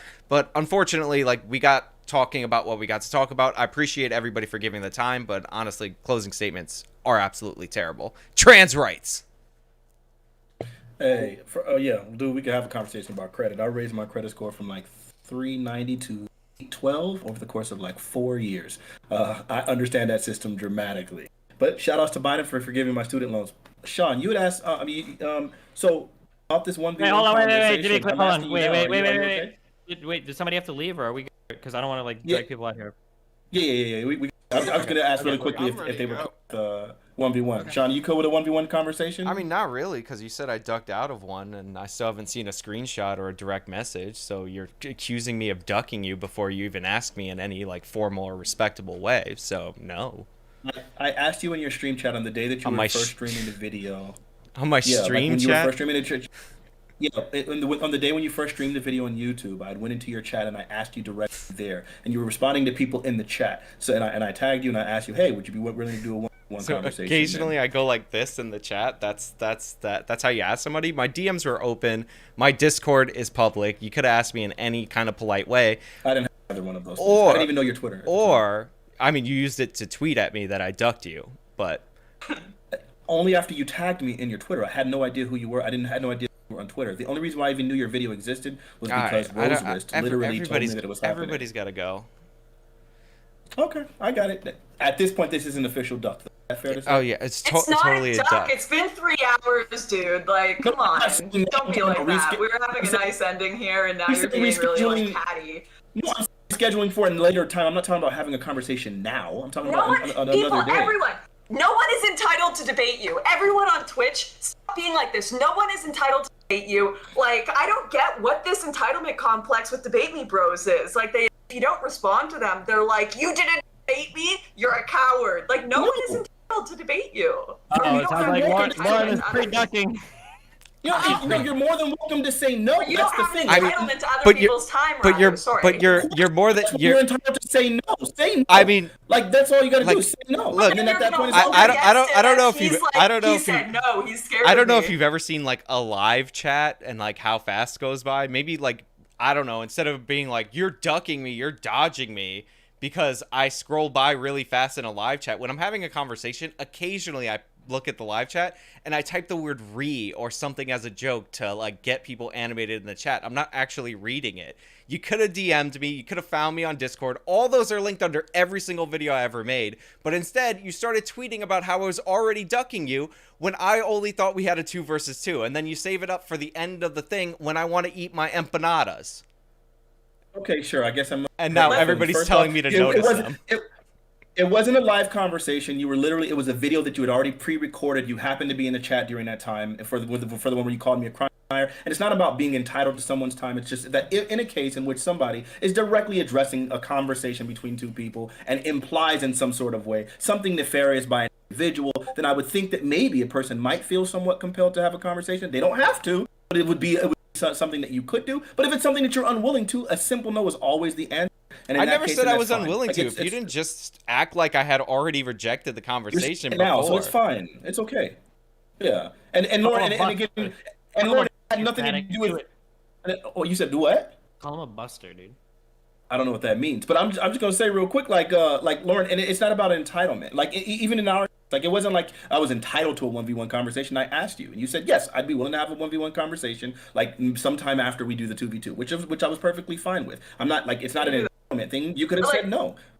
I see this so often. Like I even saw this with Rose Wrist. I told him I wasn't interested in having a conversation on Sweden, and I wasn't, and he went and made like a 5-minute video about all the times I've said Sweden over the past 5 years or something, saying Lauren does care about Sweden. Like as a political commentator, the fact that I only said that word in 3 videos in my history implies that I don't actually care that much. But like it's this trying to do a gotcha of you're ducking, you're scared of. That's the implication when you say someone is ducking, and that's not necessarily the case. He probably just doesn't want to, and that's perfectly fine. If someone doesn't want to talk, that's fine. Sure, you could just be honest about that, and I would accept that. And likewise, the thing is for me, I don't like being compared to Rose Wrist because it wasn't like I was just whatever. I already explained it. Like I did directly. People told me you never asked him for it, and I was like, I definitely asked him in his chat in the video that he was actually watching. You said twice that this was a duck when he said no. He literally said no. Now you said it was a duck. So no. I said previous. Okay, yes. Now I definitely said it's officially a duck, only because previously I had been saying like, yo, like he ducked. Saying you never asked me. And it's like I clearly did. You should have just asked me on. You should have just asked me on Twitter. I've opened DMs, or even publicly. I did ask you on Twitter. You're like you should have seen this in a live chat. I don't fucking remember who's in my live chat. Over 1,000 people watch my premieres live. Yeah, so you missed it. So then at that point, it's I don't know. I just feel like it was crazy that we had to have so long of a conversation about like, you never asked me before? And it's like, hey, I'm asking Imagine being me and like I agreed to a debate with you in it, and then for some reason I'm being told that I rejected a debate with the person I already agreed to. I said you rejected a 1v1 specifically. Whatever. That was like the first interaction. He ignored it. I accepted the challenge before I even knew who your partner was. Like, yeah, I got you. When it was communicated to me. So imagine how weird that is for me when I'm like already scheduled to debate this person and they're like, they're ducking me. They're dodging the debate. I asked them in the scrolling YouTube chat. If that really hurt your feelings, man. It didn't hurt my feelings. It's just when you have like a reasonable following, you like become cautious of weird people in the audience doing weird things that you don't know from the internet. And that's weird. And you think it's weird? Yes. You think it's weird for me to say that he dodged? Yes, it's weird. It's weird for you to assume that. If that's your bar for weird, listen. Listen. I'll give a message to everybody. It is weird if you write something in the chat to assume that I saw it and then I had a yay or nay reaction to it, and then you can be mad at me based on the fact that you made that assumption. That is weird. I was mad. Literally, your chat was saying that I wouldn't debate you. Like, your fan, your That is followers were weird. saying I wouldn't All right, debate it's you. been And I 3 said, hours no, and I only asked 15 him for one. minutes. That's crazy. Oh my God. You can assume I was mad if you want to, bro. Yo quiero empanadas. Peace out. Guys, it was a good time. Enjoy your peace out. empanadas. Had a good All time. right. See ya. All right, we're I good. gotta read super chats. I love everybody here, all of you, 100%, especially Fanatiq. Oh, he left. Got him. All right, bye. It's alive when everyone else is. All right. Oh my God. Oh my God. All right, let me do this. Let me.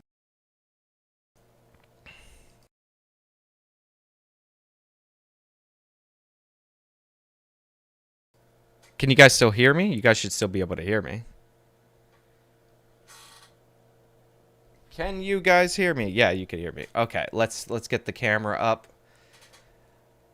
Oh my God.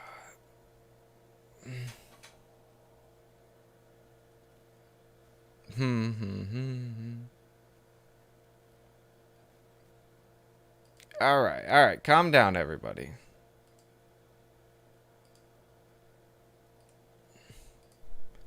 All right. Can you see me? You guys can see my face parts? Hooray. Ugh. Why are you ducking me? Why are you ducking the debate? Why are you ducking the conversation? That was pretty fun.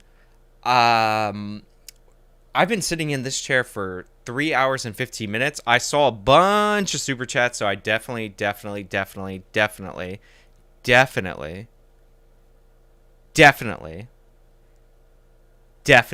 will read all the super chats.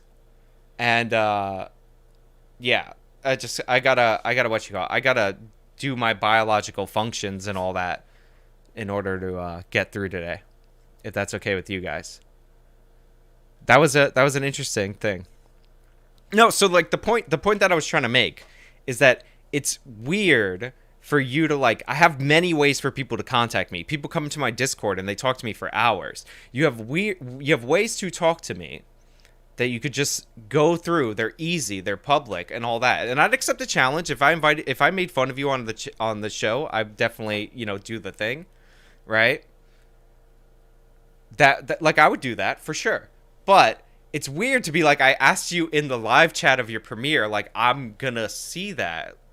Like I don't remember that. I don't remember what I said in like my last video, let alone what's in there. So like, yeah, he could have just asked me on Twitter, but he said that I dodged the debate. So I kept asking him for evidence of him asking me, right? And then he never provided it. So that's what that was all about. I was waiting for that to come up, but of course it was right at the end. Yeah, so all right, I'm going to do a BRB and then what you call it? And then I'll come back and read all the chats and all that.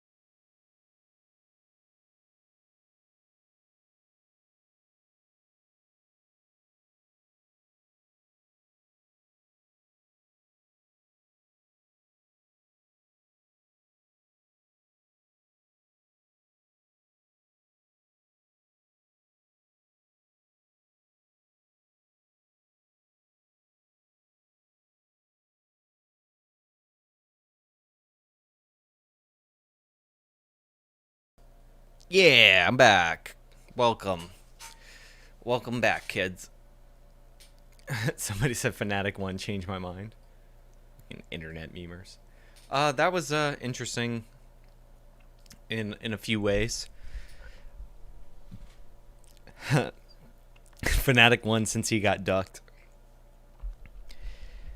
It is funny though. I'm not gonna lie. By the way, the debate the ducks, somebody's saying. Jesus. By the way, the Sears lawsuit that I was referencing started in 1971. It ended in 1986. It cost $20 million from Sears. If you convert $20 million, it's $135 million to win a sex discrimination in pay lawsuit. And that doesn't count what they lost in terrible marketing when everybody depicted them as sexist and all that.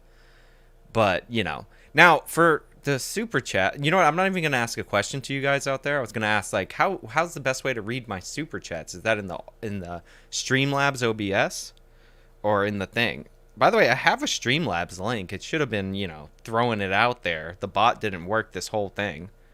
But, yeah, I got to read this and then eat empanadas. Just so you know, I had tickets to the Met game. First pitch is at 7:10. It is now 7:20 East Coast time. I could have went with my girlfriend instead of doing that. And that I did not expect this to last 3 hours. So there was that. Well, I could have had tickets. I'm not sure if they ended up giving it to somebody else. Okay. Let's see. Oh, no. Okay. All right. I found the super chats, but on Streamlabs, but they don't come up in the text form. So that's not good. So I'll just pull it up in my channel like normal. YouTube Studio. Go to monetization. This was long. I was hoping for like 2 hours flat tops. Jesus. Somebody's calling me a sports baller. Yeah, I wanted to watch the Mets in another failed season, and I didn't get that chance. But this was fun. Okay. Bunch of super chats. Yeah, I know the audio went bad. I was trying to fix it. I figured out how to do it. Somebody says, so there's a super chat in right now from I can't read, Nick Ninja. It says, I can't believe you ducked him for $20. Okay, you guys gotta stop. And then there's one on screen that says, probably already went over this, but Destiny and Fanatiq definitely didn't understand that the lawsuits and settlements thing, which is weird. Yeah, that is true. Okay, I can't take that call right now. I'm live. Okay. All right. Where do these chats start? Okay. So, Not Here for $6.90. Not Here always sends money in 69 related increments, says Boomer. Not Here for $4.20. He also sends stuff in 420 increments, says Boomer times 2, 69 in the chat. Hive Des for $5 says, my favorite YouTube man again. So what happened with the audio in the beginning when you guys couldn't hear is that and I couldn't hear them, is that in the pop-up window I can only hear one person. So that was the issue with that. Kumar11281 gave me a sticker for $9.99. Thank you very much. AU Contraire, can't pronounce that, $5. So Dems voting data by race to their advantage, would this be racist? Does it depend on whether or not, or whether the party advantage, or what party it advantages? So yeah, what I wanted to bring up is, even if the North Carolina thing, they were like targeting black voters, like, yeah, they were using race, but the reason they're doing that is for political stuff.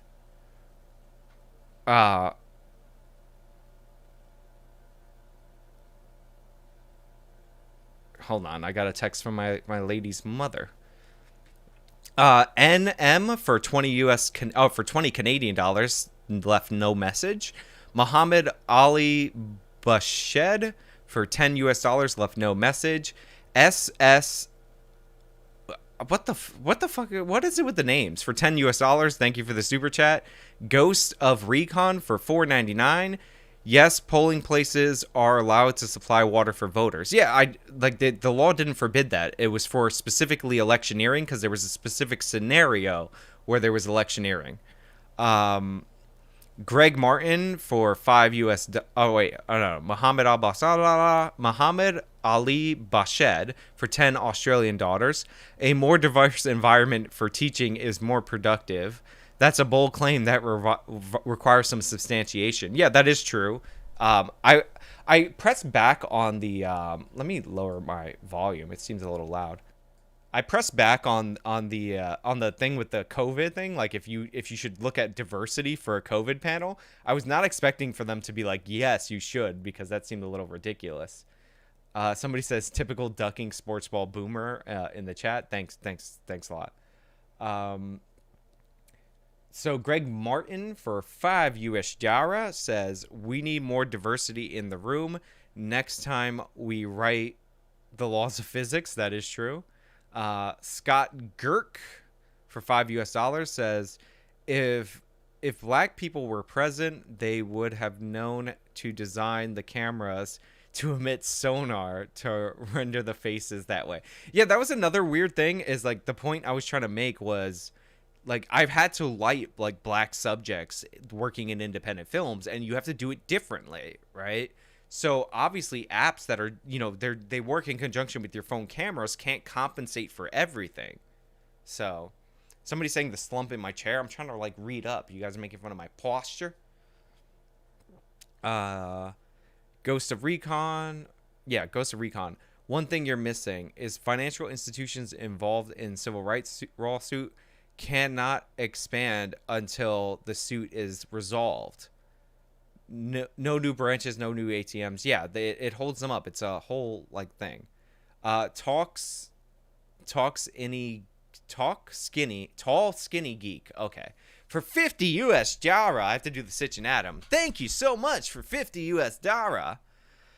Is this what you're being asked for? Federal Register documents, blah, blah, blah. HUD implementation of fair housing. That's actually a great chat. That was, what? He kept asking me for stuff, and it was like stalling what I was trying to say, which, actually did get annoying. But, like that's part of the strategy. Like asking for specifics is a good strategy. It's good strategery. Let's see. Let's go to... let's see this. And yeah, so this is actually in the chat. It's the change in rule that I was referring to. But yeah. Let's come on. Scroll. Ugh. All right. Let's get this here. Let's get that there. Perfect. Thank you, by the way, Tall Skinny Geek, for sending that over, because, it's hard for me to like find everything that I need right now, because honestly, what I prepared for the conversation, we went into a completely different direction. Onslaught for 2 US dollars says define systemic. It's the systemic structures of structural systemicism, obviously. Muhammad Al-Bashard, again, thank you very much. Please pause the discussion to either fix the audio. Either Lauren or Fanatiq's mics are off. I did fix the audio. I apologize for that. Byron says the audio is trash right now. Save us for $5. Nicholas Mouse says only systemic racism in the education department. Racism of the gaps argument is dumb and nefarious people. Okay. Christopher see, I'm reading the French now. For 5 NZDs, whatever currency that is. Just sending this because my government hates Lauren. Cheers from New Zealand. Multi-racism of the gaps. Alexander Murdoch for $5 says here's money. Nick Bootskullen for $5 says name one majority black ran safe first world country. Just one. There is a country there. It's Mauritius in Africa. It's not first world yet. It's a developing country, but their median income is getting close to $12,000, which would actually make them the cutoff for wealthy countries. Mauritius has they've like embraced free market capitalism. Nate the lawyer for $4.99. Between 1988 and 1994, no whites were prosecuted federally during this period of crack, even though whites use the drug as much as blacks. I doubt the use as much as black. And then he says, I forgot it says in Los Angeles, California. Is it federally or Los Angeles, California? I guess that would be my question. You know, I should get a Sean Duck t-shirt. That would be hilarious. Tiago Garcia for $5 US. This type of discrimination does not happen in Wakanda. Oh, there's also Wakanda for the person who wanted the first world country. Nick Bust. I'm not saying that. Nick Bust something. I'm not fucking saying that. For $5 US. I smoked until my daughter was born. 12 years ago.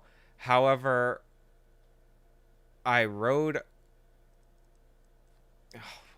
Hold on, I gotta look at that closely. Look, let me lean in. I rode around baking my car 4 deep, acting out like a certain group of people do. Okay. So he just smoked the marijuana in his car. Got it. Onslaught. Criminality is not directly correlated with poverty. It is, however, with wealthy areas right next to poor areas. I don't think that is true. But okay. I'm not saying that name again. Ask him to come to Africa. Ask him how come Africa had thousands of years head start on the U.S. and yet they still haven't figured out plumbing while we made everything in a few years. I mean, the history of the world before the Industrial Revolution was not like a sea of progress. But yeah, there's not equal outcome in Africa. Like, we see disparities among them. I don't know. There's also like geography stuff. I mean, there's so many more interesting things that I wanted to get into, but we ended up getting stuck on what we got stuck on. Let me check if there's any sound coming through here except for me. All right, we're good. Nick Bust, I'm not saying that again, for $5 again. Bleeps literally run 99% of every neighborhood they become the majority of. Nothing will change because we are debating traffic stops. Muhammad al-Bashar, systemic racism was so prevalent, it shouldn't be difficult to clearly identify it. Claims of it happening fall apart under scrutiny. The debate shows me. Lord, I don't even know how to. There's like numbers in there. Come on, bro. Lord something for $2 US. Stop letting Destiny talk all over you. Assert. That's some direct stuff. Dialogue Always, who follows me on Twitter, for $5. Asked Sean about the 55-mile-per-hour urban zones in New Jersey in the study. I already addressed this. The 55-mile-per-hour zone, there was not a distinction between the thing, which I went over. Dialogue Always for $5. Sean, you're lying. The issues with the Jersey Turnpike were across the state. Okay. The Jersey Turnpike goes through the state of New Jersey, folks. Freeze for $25. Sean, stop it. He's already dead. Thank you, Freeze. Oh, that's 25 Hong Kong dollar. I got excited for nothing. Lord, again, for $2 US. Destiny acts like he's deaf to neo-racism. His deference to neo-racism is an opinion? What? Oh, is a priori. Okay. I'm telling you, this small text. I need to make this bigger. Let me go do the old man thing. Oh yeah, there we go. Way better. Okay.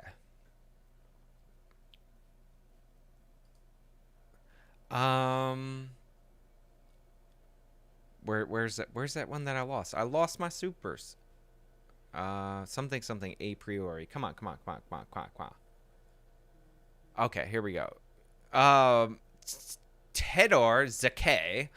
This is kind of dumb. Sample size above a certain number doesn't actually improve our data. 10 trillion traffic stops doesn't improve the data more than 10,000. That only makes sense if you control for sample. Yeah, I wasn't demanding like higher sample sizes. That was in reference specifically to the dog bite thing. Let's see. Theodore Oh, no, I already ran over that. Nick Bust. I'm not reading that last name, man. For $5, it says Destiny gets pegged. Oh my god, disgraceful. Denounce and reject. Spencer Harmon for $10. Other lack of charity. Not one time did he go, let's say you're right. Here's my argument against that. It's pathetic. Lord for $5. Mott and Bailey play. D makes the safer argument while F makes the unsafe argument. D runs interference for it. F call them out on it. Okay. Yeah. The modern day debate says don't forget to hit that base like button. I do appreciate likes. Like for the bad audio in the middle of the debate that you all complained about. Dietrich Ehim says if racism was pervasive, no debate would be needed. Mohammed Bashid, systemic racism plus intention is just racism for 10 Australian dollars. Hydro PX, even though he made it as like a parentheses X. Destiny has shown everybody,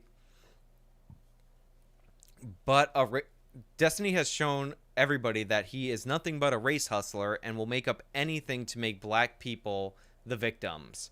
Hydro PX, Destiny is like Foch, he has no black friends, was raised around whites only, and has the nature of a woman. Jesus, you guys are savage. Onslaught, reads Thomas Sowell and you will find out. I highly recommend Thomas Sowell. His books on black rednecks, white liberals, discriminations and disparities, fascinating. Spencer Harmon, mic drop for $10. Dialogue always for $5.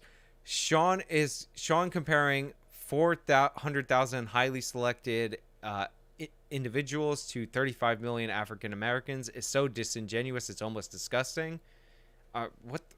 I'm not saying, I never, like, that's what we call a not all argument, where you say not all black people are criminals. I never said that. Just a higher proportion.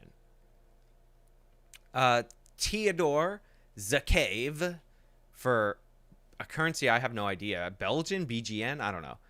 Calling systemic problems racism is ethnocentric. If poor people have the problem, it's a poor people problem. If you make black people the problem because you care about black people specifically, it just kind of ends there.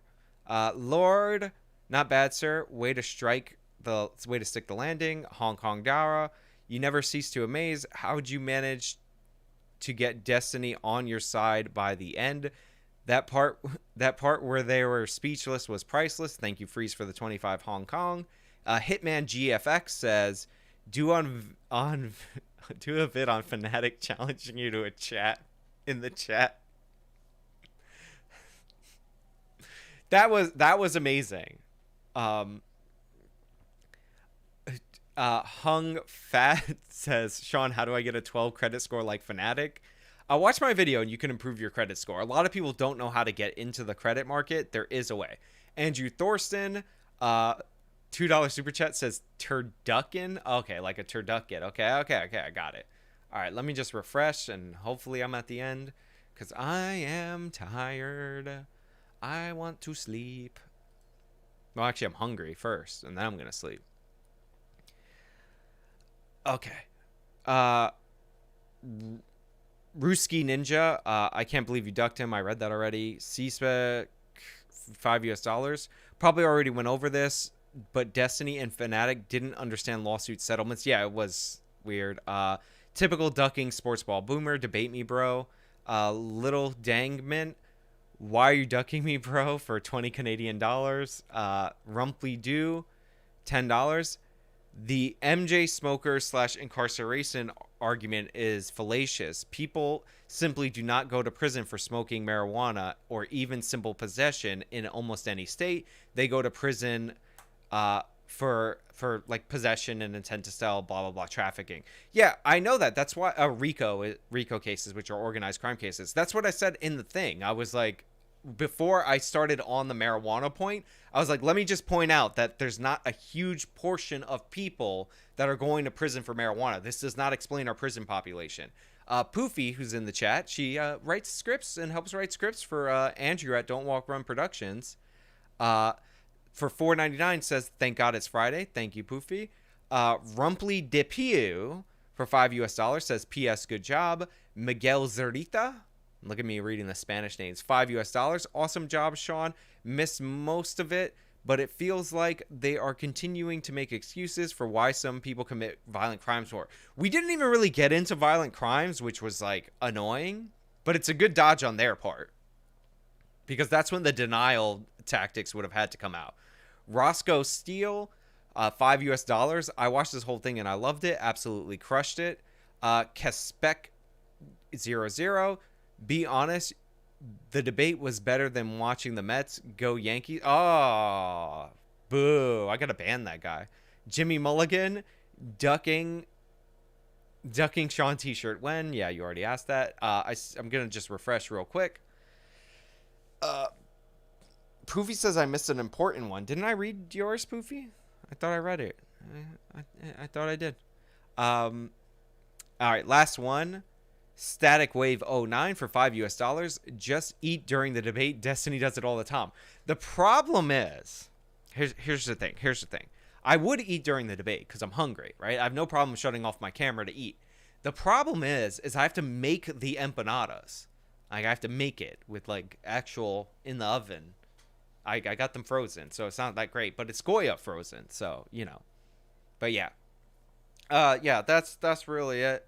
Oh, you guys are sending more. Okay. All right. Listen. All right, I'll refresh it and I'll read that last one that came in. But that's it. Don't send any more. You're wasting money. Little Dagament. At some point, people need to take responsibility for their own actions. Yes, it would be better if we could like have that honest conversation and people could take responsibility for the things that they actually do. Also, I got a $3 thing, Streamlabs sent to me, and it says, tell them by their definition of Biden's vax mandate. By their definition of systemic racism, Biden's vaccine mandate would follow that. Like that's what he's trying to say. We didn't even get specifically into the crack sentences, which I would have loved to go over because that argument is not good. But yeah, that's it. We're over. I might stream on Twitch a little more in the future. Go over to my Twitch channel. I haven't been up there in a while, but thank you all for joining. I appreciate all